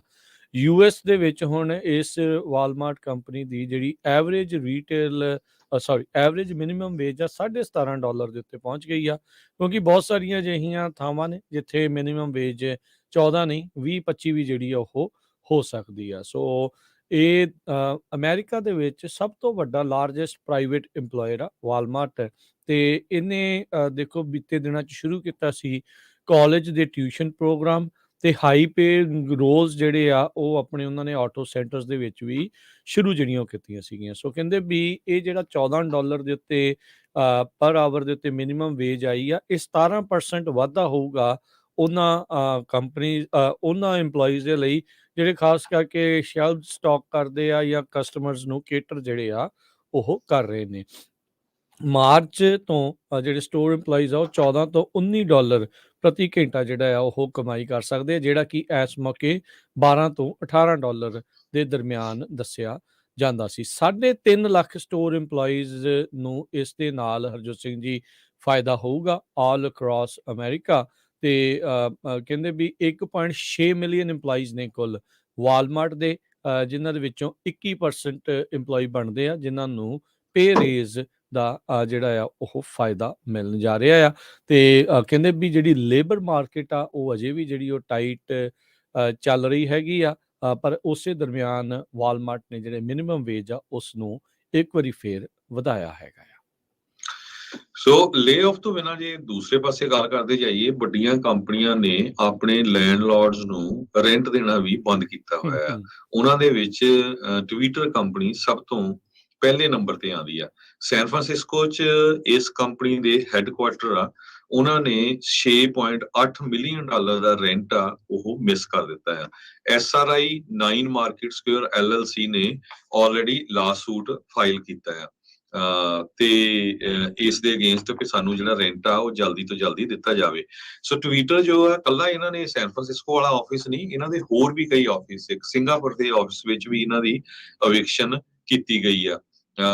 ਇਸੇ ਤਰ੍ਹਾਂ JP ਮੋਰਗਨ ਦਾ ਜੋ ਆਫਿਸ ਆ 1355 ਮਾਰਕੀਟ ਸਟਰੀਟ, ਜਿੱਥੋਂ ਟਵਿੱਟਰ ਰਿਲੀਜ਼ ਕਰਦਾ 4,62,855 ਸਕੁਅਰ ਫੀਟ ਸਪੇਸ, ਉੱਥੇ ਵੀ ਇਹਨਾਂ ਦੀ ਜਿਹੜੀ ਪੇਮੈਂਟ ਆ ਉਹ ਲੇਟ ਹੈਗੀ ਆ। ਸੋ ਕਾਫੀ ਜ਼ਿਆਦਾ ਜੋ ਟਵਿੱਟਰ ਦੇ ਆਫਿਸਿਸ ਆ, 650 ਕੈਲੀਫੋਰਨੀਆ ਸਟਰੀਟ ਸੈਨ ਫਰਾਂਸਿਸਕੋ ਦੇ ਵਿੱਚ ਵੀ $1,36,260 ਟਵਿੱਟਰ ਕੰਪਨੀ ਨੇ ਰੈਂਟ ਵਾਪਸ ਕਰਨਾ ਹੈਗਾ ਆ, ਰੈਂਟ ਦੇਣਾ ਹੈ। ਕਰਾਊਨ ਅਸਟੇਟ ਜੋ ਕਿੰਗ ਚਾਰਲਸ 3 ਪ੍ਰਾਪਰਟੀ ਆ UK ਦੇ ਵਿੱਚ ਜਿਹਨੂੰ ਮੈਨੇਜ ਕਰਦੀ ਆ, ਉਹਨਾਂ ਨੇ ਵੀ ਟਵਿੱਟਰ ਕੰਪਨੀ ਨੂੰ ਸੂ ਕੀਤਾ ਹੈ ਵੀ ਸਾਡੇ ਲੰਡਨ ਵਾਲੇ ਆਫਿਸ ਦਾ ਵੀ ਜੋ ਟੈਲੀਗ੍ਰਾਫ ਦੇ ਮੁਤਾਬਕ ਇਹਨਾਂ ਨੇ ਰੈਂਟ ਨਹੀਂ ਦਿੱਤਾ ਹੈਗਾ ਆ।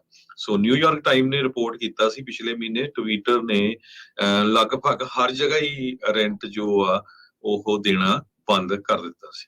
ਤੇ ਸੈਪਰੇਟਲੀ ਸੈਨ ਫਰਾਂਸਿਸਕੋ ਸਿਟੀ ਨੇ ਟਵਿੱਟਰ ਨੂੰ ਆਲਰੇਡੀ ਸੂ ਕਰ ਦਿੱਤਾ ਹੈ ਵੀ ਉਹਨਾਂ ਨੇ ਆਪਣੇ ਆਫਿਸਸ ਦੇ ਵਿੱਚ ਕੁਝ ਕੁ ਰੂਮਸ ਨੂੰ ਕਨਵਰਟ ਕਰ ਦਿੱਤਾ ਆ ਬੈਡਰੂਮਸ ਦੇ ਵਿੱਚ, ਜਿਨ੍ਹਾਂ ਦੇ ਵਿੱਚ ਬੈੱਡ ਲਾਏ ਆ ਉਹ ਇਲੀਗਲੀ ਲਾਏ ਗਏ। ਜੀ ਜੀ। ਤੇ ਹਰਜੋਤ ਸਿੰਘ ਜੀ, ਆਪਾਂ ਇੱਥੇ ਇੱਕ ਬ੍ਰੇਕ ਲੈ ਲਈ ਨਾ, ਬ੍ਰੇਕ ਤੋਂ ਬਾਅਦ ਮੁੜ ਕੇ ਫਿਰ ਵਾਪਸ ਹਾਜ਼ਰ ਹੁੰਦੇ ਆ। ਤੇ ਕਲਾਸੀਫਾਈਡ ਡਾਕੂਮੈਂਟਸ ਦਾ ਮਾਮਲਾ ਪ੍ਰੈਜ਼ੀਡੈਂਟਾਂ ਵਾਈਸ ਪ੍ਰੈਜ਼ੀਡੈਂਟਾਂ ਤੋਂ ਬਾਅਦ ਹੁਣ ਹੋਰ ਕਈ ਥਾਵਾਂ ਦੇ ਉੱਤੇ ਜਿਹੜਾ ਉਹ ਚੱਲ ਰਿਹਾ ਆ। ਨਵੇਂ ਜਿਹੜੇ ਅਧਿਕਾਰੀ ਆ ਉਹਨਾਂ ਦੇ ਘਰੋਂ ਹੁਣ ਮਿਲੇ ਆ, ਉਹਦੇ ਬਾਰੇ ਆਪਾਂ ਗੱਲਾਂ ਜਿਹੜੀਆਂ ਉਹ ਕਰਾਂਗੇ। ਤੇ ਹੋਰ ਕੀ ਕੁਝ ਚੱਲ ਰਿਹਾ ਇਕੋਨਮੀ ਨੂੰ ਲੈ ਕੇ। ਡੂਮਸਡੇ ਕਲੌਕ ਸਾਇੰਟਿਸਟ ਉਹਨਾਂ ਨੇ ਜਿਹੜਾ ਉਸ ਦੀ ਘੁੰਡ ਚੁਕਾਈ ਕੀਤੀ ਆ ਵੀ ਆਪਾਂ ਕਿੱਥੇ ਜਿਹੜੇ ਪਹੁੰਚ ਰਹੇ ਆ। ਇਸ ਦੇ ਉੱਤੇ ਚਰਚਾ ਕਰਦੇ ਆ, ਮਿਲਦੇ ਇੱਕ ਬ੍ਰੇਕ ਤੋਂ ਬਾਅਦ 'ਚ।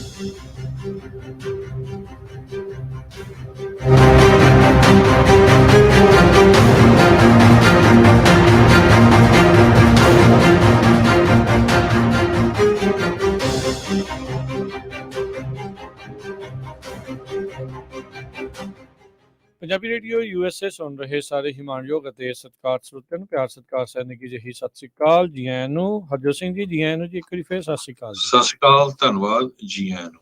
ਅਗਲੀਆਂ ਖਬਰਾਂ ਵੱਲ ਹਰਜੋਤ ਸਿੰਘ ਜੀ ਵਧੀਏ। ਇਹ ਤਾਂ ਕਲਾਸੀਫਾਈਡ ਡਾਕੂਮੈਂਟਸ ਲੱਭਣ ਦਾ ਸਿਲਸਿਲਾ ਲੁੱਕ ਨਹੀਂ ਰਿਹਾ। ਪਹਿਲੋਂ ਛਾਪੇਮਾਰੀ ਕਰਕੇ ਸਾਬਕਾ ਰਾਸ਼ਟਰਪਤੀ ਦੇ ਘਰੋਂ ਲੱਭੀਆਂ, ਮੌਜੂਦਾ ਰਾਸ਼ਟਰਪਤੀ ਦੇ ਜਦੋਂ ਉਹ ਉਪ ਰਾਸ਼ਟਰਪਤੀ ਸੀਗੇ ਜਾਂ ਸੈਨੇਟਰ ਸੀਗੇ ਉਦੋਂ ਦੇ ਦਸਤਾਵੇਜ਼ ਜਿਹੜੇ ਹੁਣ ਉਹਨਾਂ ਦੇ ਘਰਾਂ ਚੋਂ ਲੱਭ ਰਹੇ ਆ। ਤੇ ਹੁਣ ਜਿਹੜੇ ਸਾਬਕਾ ਉਪ ਰਾਸ਼ਟਰਪਤੀ ਮਾਈਕ ਪੈਂਸ ਦੇ ਘਰੋਂ ਇੰਡੀਆਨਾ ਦੇ ਵਿੱਚੋਂ ਉੱਥੋਂ ਵੀ ਕਲਾਸੀਫਾਈਡ ਡਾਕੂਮੈਂਟਸ ਜਿਹੜੇ ਉਹ ਲੱਭੇ ਹੈਗੇ ਆ। ਜਿਹੜੇ ਪੈਂਸ ਹੁਣਾਂ ਦੇ ਲਾਇਰ ਨੇ, ਉਹਨਾਂ ਦੇ ਵਕੀਲ ਨੇ, ਉਹਨਾਂ ਨੇ ਹੀ ਖੁਦ ਜਿਹੜੀ ਜਾਣਕਾਰੀ ਨੈਸ਼ਨਲ ਆਰਕਾਈਵ ਤੇ ਰਿਕਾਰਡ ਐਡਮਿਨਿਸਟ੍ਰੇਸ਼ਨ ਨੂੰ ਜਿਹੜੀ ਉਹ ਦਿੱਤੀ ਆ। ਕਹਿੰਦੇ ਵੀ ਸਾਨੂੰ ਵੈਡਨਸਡੇ ਨੂੰ ਇਹ ਡਿਸਕਵਰੀ ਹੋਈ ਆ, ਕੁਝ ਡਾਕੂਮੈਂਟਸ ਉਹਨਾਂ ਦੇ ਘਰ ਚੋਂ, ਇੰਡੀਆਨਾ ਦੇ ਘਰ ਚੋਂ ਜਿਹੜੇ ਉਹ ਮਿਲੇ ਆ। ਸੋ ਇੱਥੋਂ ਤਾਂ ਹਰਜੋਤ ਸਿੰਘ ਜੀ ਇਹੀ ਪਤਾ ਲੱਗਦਾ ਹੈ ਵੀ ਜਿੰਨੇ ਵੀ ਸਿਆਸਤਦਾਨ ਆ ਇਹ ਡਾਕੂਮੈਂਟਸ ਨੂੰ ਐਵੇਂ ਟਿੱਚ ਜਿਹਾ ਹੀ ਜਾਣਦੇ ਆ, ਜਿੱਥੇ ਜਾਂਦੇ ਆ ਜੇਬ 'ਚ ਪਾ ਕੇ ਲੈ ਜਾਂਦੇ ਆ ਤੇ ਫਿਰ ਉੱਥੇ ਭੁੱਲ ਜਿਹੜੇ ਉਹ ਜਾਂਦੇ ਆ। ਇਹਨਾਂ ਸਾਰੇ ਮਾਮਲਿਆਂ 'ਚ ਇੱਕ ਹੀ ਚੀਜ਼ ਜਿਹੜੀ ਡਿਫਰੈਂਟ ਆ ਹਰਜੋਤ ਸਿੰਘ ਜੀ, ਵੀ ਇੱਕ ਜਿਹੜੇ ਉਪ ਰਾਸ਼ਟਰਪਤੀ ਮਾਈਕ ਪੈਂਸ ਤੇ ਹੁਣ ਮੌਜੂਦਾ ਰਾਸ਼ਟਰਪਤੀ ਜਿਹੜੇ ਆ ਬਾਈਡਨ, ਇਹਨਾਂ ਦੇ ਵਕੀਲਾਂ ਨੇ ਆਪ ਜਿਹੜਾ ਉਹ ਕਹਿ ਦਿੱਤਾ ਵੀ ਸਾਨੂੰ ਲੱਭ ਗਏ ਅਤੇ ਆ ਕੇ ਲੈ ਜਾਓ। ਤੇ ਜਿਹੜੇ ਦੂਜੇ ਸੀਗੇ ਟਰੰਪ ਹੋਣੀ ਸੀਗੇ, ਉਹਨਾਂ ਦੇ ਵਿੱਚ ਇਹ ਸੀਗਾ ਵੀ ਉਹਨਾਂ ਨੂੰ ਸਪੀਨਾ ਵੀ ਕਰਨਾ ਪਿਆ ਤੇ ਫਿਰ ਅਖੀਰ 'ਚ ਛਾਪੇਮਾਰੀ ਕਰਕੇ ਜਿਹੜੇ ਆ ਉਹ ਉੱਥੋਂ ਉਹਨਾਂ ਨੂੰ ਲੱਭਣੇ ਪਏ ਆ। ਸੋ ਇਹ ਬ੍ਰੇਕਿੰਗ ਨਿਊਜ਼ ਆ ਰਾਈਟ ਨਾਓ ਜਿਹੜੀ ਉਹ ਆ ਰਹੀ ਆ। ਮਾਈਕ ਪੈਂਸ ਹੁਣਾਂ ਦੇ ਘਰੋਂ ਜਿਹੜੇ ਕਲਾਸੀਫਾਈਡ ਡਾਕੂਮੈਂਟਸ ਜਿਹੜੇ ਉਹ ਲੱਭ ਜਾਣ ਦੀ, ਕਿੱਦਾਂ ਦੇ ਡਾਕੂਮੈਂਟ ਸੀ, ਕਿਹੜੇ ਸੀਗੇ, ਉਸ ਦੇ ਬਾਰੇ ਅਜੇ ਹੋਰ ਕੋਈ ਬਹੁਤੀ ਖਬਰ ਨਹੀਂ ਆ। ਆਉਣ ਵਾਲੇ ਸਮੇਂ ਦੇ ਵਿੱਚ ਜਿਹੜੇ ਇਸ ਦੇ ਬਾਰੇ ਹੋਰ ਜਾਣਕਾਰੀ ਪ੍ਰਾਪਤ ਹੋਵੇਗੀ। ਕਹਿੰਦੇ ਵੀ ਯੂਜ਼ਡ ਟਰੱਕ ਜੋ ਸੀ ਉਹ ਉਹਨਾਂ ਦੀ ਕੀਮਤਾਂ ਦੇ ਵਿੱਚ ਫਾਈਨਲੀ ਜੋ ਬੱਬਲ ਆ ਉਹ ਵਰਸਟ ਹੋ ਗਿਆ। ਸੋ ਇੰਨੀਆਂ ਜ਼ਿਆਦਾ ਯੂਜ਼ਡ ਪੁਰਾਣੇ ਟਰੱਕਾਂ ਦੀਆਂ ਕੀਮਤਾਂ ਵੱਧ ਗਈਆਂ ਸੀ ਪੈਂਡੇਮਿਕ ਦੇ ਦੌਰਾਨ। 149% ਕੋਵਿਡ ਨੇ ਜਦੋਂ ਹਿੱਟ ਕੀਤਾ ਸੀ ਮਾਰਚ 2020 ਚ, ਉਸ ਦੌਰਾਨ ਜੀਡੀ ਪਾਵਰ ਵੈਲੂਏਸ਼ਨ ਸਰਵਿਸ ਦੇ ਮੁਤਾਬਕ ਪ੍ਰਾਈਸਿਸ ਵੱਧ ਗਈਆਂ ਸੀਗੀਆਂ।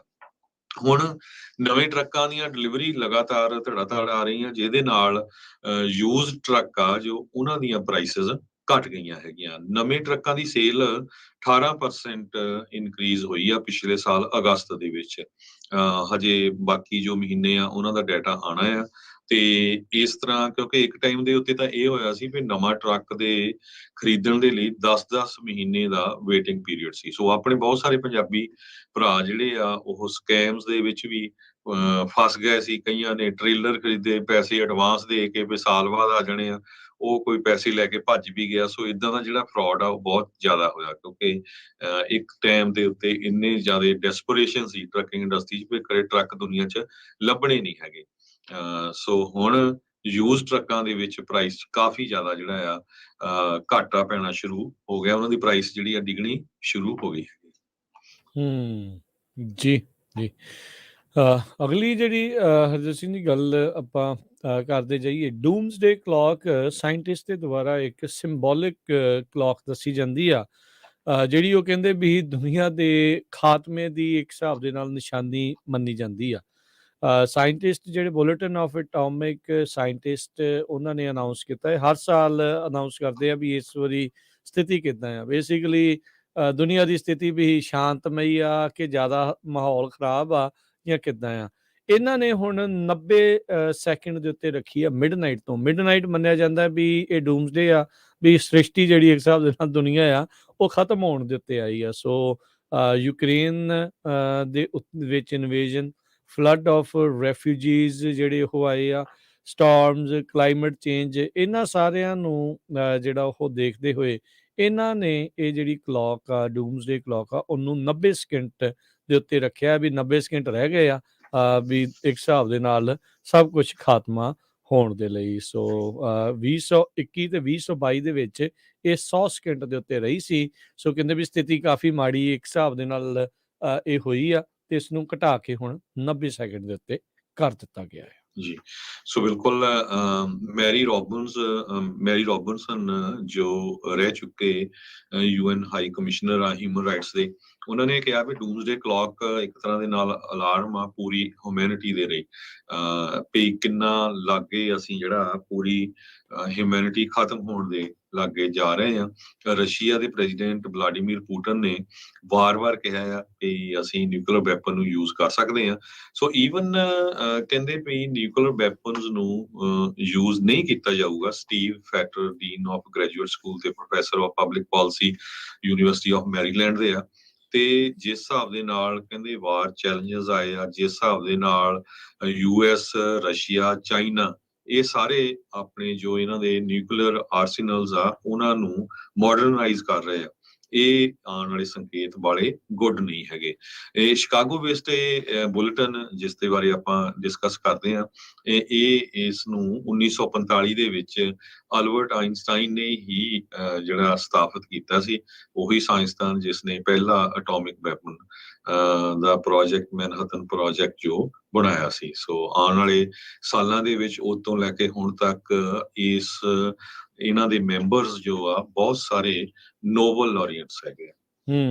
ਜੀ, ਇੱਕ ਮਾੜੀ ਖਬਰ ਜਿਹੜੀ ਹਰਜੋਤ ਸਿੰਘ ਜੀ ਫਿਲਾਡੈਲਫੀਆ ਤੋਂ ਜਿਹੜੀ ਉਹ ਆ ਰਹੀ ਆ, ਜਿੱਥੇ ਕਿ ਭਾਰਤੀ ਮੂਲ ਦਾ ਇੱਕ 66 ਸਾਲਾ ਬੰਦਾ ਜਿਹੜਾ ਕਿ ਗੈਸ ਸਟੇਸ਼ਨ ਇੰਪਲਾਈ ਸੀ, ਉਸ ਨੂੰ ਇੱਕ ਆਰਮਡ ਰੋਬਰੀ ਦੇ ਦੌਰਾਨ ਗੋਲੀ ਮਾਰ ਕੇ ਮਾਰ ਦਿੱਤਾ ਗਿਆ ਆ। ਪੁਲਿਸ ਉੱਥੋਂ ਦੀ ਜਿਹੜੀ ਇਸ ਮੌਕੇ 3 ਲੋਕਾਂ ਦੀ ਭਾਲ ਦੇ ਵਿੱਚ ਆ ਜਿਹੜੇ ਇਸ ਮਰਡਰ ਦੇ ਨਾਲ ਕਨੈਕਟਡ ਜਿਹੜੇ ਉਹ ਹੋ ਸਕਦੇ ਨੇ। ਕਹਿੰਦੇ ਵੀ ਪਤਰੋ ਸਿਬੋਰਾਮ, ਇਹ ਜਿਹੜਾ ਇਸ ਦਾ ਨਾਮ ਦੱਸਿਆ ਜਾ ਰਿਹਾ ਆ, ਜਿਹੜਾ ਕਿ ਇਹ ਟੋਰਸਡੇਲ ਐਵੀਨਿਊ ਦੇ ਉੱਤੇ ਐਕਸਨ ਗੈਸ ਸਟੇਸ਼ਨ ਸੀ ਜਿੱਥੇ ਇਹ ਕੰਮ ਕਰਦਾ ਸੀ, ਤੇ ਫਿਲਾਡੈਲਫੀਆ ਦੇ ਵਿੱਚ ਸੀਗਾ, ਤੇ ਉੱਥੇ ਇਸ ਨੂੰ ਆਰਮਡ ਰੋਬਰੀ ਦੇ ਦੌਰਾਨ ਜਿਹੜੀ ਆ ਉਹ ਗੋਲੀ ਮਾਰ ਦਿੱਤੀ ਗਈ ਆ। ਸੋ ਇਹ ਸਟੋਰ ਦਾ ਕਲਰਕ ਸੀਗਾ ਉਸ ਮੌਕੇ ਦੇ ਉੱਤੇ, ਤੇ ਇਹ ਇੰਡੀਆ ਤੋਂ ਜਿਹੜਾ ਉਹ ਆਇਆ ਸੀ।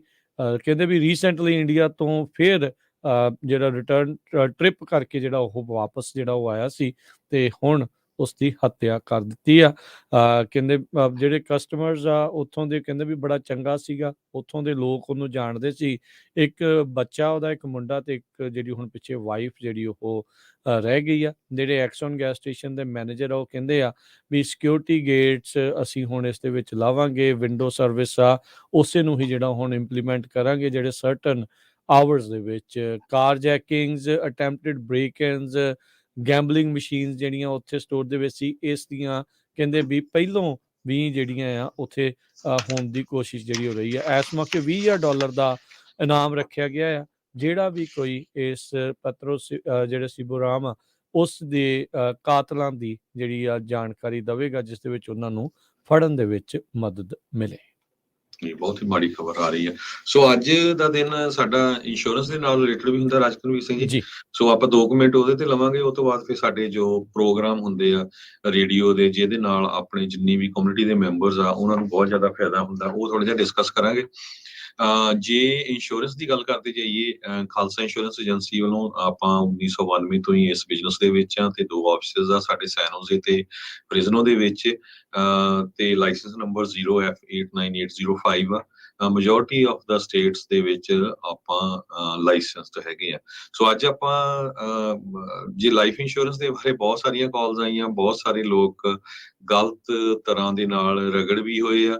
ਸੋ ਇਹੀ ਮੇਰੀ ਤਾਂ ਇਹੀ ਸੁਜੈਸ਼ਨ ਆ ਵੀ ਜੋ ਲਾਈਫ ਇੰਸ਼ੋਰੈਂਸ ਬਿਜ਼ਨਸ ਦੇ ਵਿੱਚ ਜੋ ਏਜੰਟਸ ਆ ਵੀ ਭਾਈ, ਤੁਸੀਂ ਕਿਸੇ ਨੂੰ ਜੋ ਵੀ ਪ੍ਰੋਡਕਟ ਸੈਲ ਕਰਦੇ ਆ ਇਸ ਹਿਸਾਬ ਨਾਲ ਸੈਲ ਕਰੋ ਵੀ ਜੇ ਤੁਸੀਂ ਖਰੀਦਣਾ ਹੋਵੇ ਤਾਂ ਉਹ ਤੁਸੀਂ ਖਰੀਦੋਗੇ। ਕਿਉਂਕਿ ਇੰਨੇ ਜ਼ਿਆਦਾ ਭੁਲੇਖੇ, ਇੱਕ ਵਾਰੀ ਤਾਂ ਮੈਂ ਇੰਨਾ ਹੈਰਾਨ ਹੋ ਗਿਆ ਵੀ ਨਿਊਯਾਰਕ ਤੋਂ ਕਾਲ ਆਈ, ਕਹਿੰਦੇ ਜੀ ਅਸੀਂ 5-6 ਸਾਲ ਪਹਿਲਾਂ ਲਾਈਫ ਇੰਸ਼ੋਰੈਂਸ ਕਰਾਈ ਸੀ 2.5 ਲੱਖ ਦੀ, ਤੇ ਉਹ ਕਹਿੰਦੇ ਵੀ ਜੇ ਤੁਹਾਡੀ ਡੈਥ ਨਹੀਂ ਵੀ ਹੁੰਦੀ ਤੇ ਤੁਹਾਨੂੰ 20 ਸਾਲਾਂ ਬਾਅਦ 2.5 ਲੱਖ ਮਿਲ ਜਾਣਾ। ਤੇ ਮੈਂ ਕਿਹਾ ਪ੍ਰੀਮੀਅਮ ਤੁਹਾਡਾ ਕਿੰਨਾ ਹੈ? ਕਹਿੰਦੇ $35 ਹੈਗਾ ਮੰਥ। ਮੈਂ ਕਿਹਾ ਦੱਸੋ ਤੁਸੀਂ 20 ਸਾਲਾਂ 'ਚ 6,000 ਦੇ ਕੇ 7,000 ਤੇ ਤੁਸੀਂ ਕਿੱਥੋਂ $2.5 ਲੱਖ ਤੁਹਾਨੂੰ ਮਿਲ ਜਾਊਗਾ, ਹਨਾ। ਸੋ ਇਦਾਂ ਦੀ ਜਿਹੜੇ ਲੋਕ ਆ ਉਹ ਯਕੀਨ ਕਰ ਜਾਂਦੇ ਆ। ਸਰੈਂਡਰ ਚਾਰਜਸ ਨਹੀਂ ਕੋਈ ਦੱਸਦੇ ਹੈਗੇ ਵੀ ਕਿੰਨਾ ਹੁੰਦਾ, ਇੰਟਰਸਟ ਰੇਟ ਇਨਫਲੇਟ ਕਰਕੇ ਦੱਸਦੇ ਆ। ਇਹ ਨਹੀਂ ਦੱਸਦੇ ਵੀ ਜਦੋਂ ਤੁਸੀਂ ਕੈਸ਼ ਵੈਲਿਊ ਵਾਲੀ ਚੋਂ ਲੋਨ ਲੈਣਾ ਆ, ਪੈਸੇ ਲੈਣੇ ਆ, ਉਹ ਲੋਨ ਹੋਣਾ ਆ ਤੇ ਲੋਨ ਵੀ ਉਸ ਟਾਈਮ ਦੇ ਉੱਤੇ ਜੋ ਇੰਟਰਸਟ ਹੈ ਉਹੀ ਚਾਰਜ ਹੋਣਾ ਹੈ। ਸੋ ਇਹ ਜ਼ਰੂਰ ਕੋਈ ਵੀ ਚੀਜ਼ ਲੈਣੇ ਆ ਉਹਨੂੰ 1-2 ਪ੍ਰੋਫੈਸ਼ਨਲ ਨਾਲ ਡਿਸਕਸ ਕਰਕੇ ਜੋ ਆ ਉਹ ਲਿਆ ਕਰੋ, ਤੇ ਵੇਚਣ ਵਾਲੇ ਵੀ ਧਿਆਨ ਰੱਖਣ ਤੇ ਲੈਣ ਵਾਲੇ ਵੀ ਬਹੁਤ ਧਿਆਨ ਰੱਖਣ।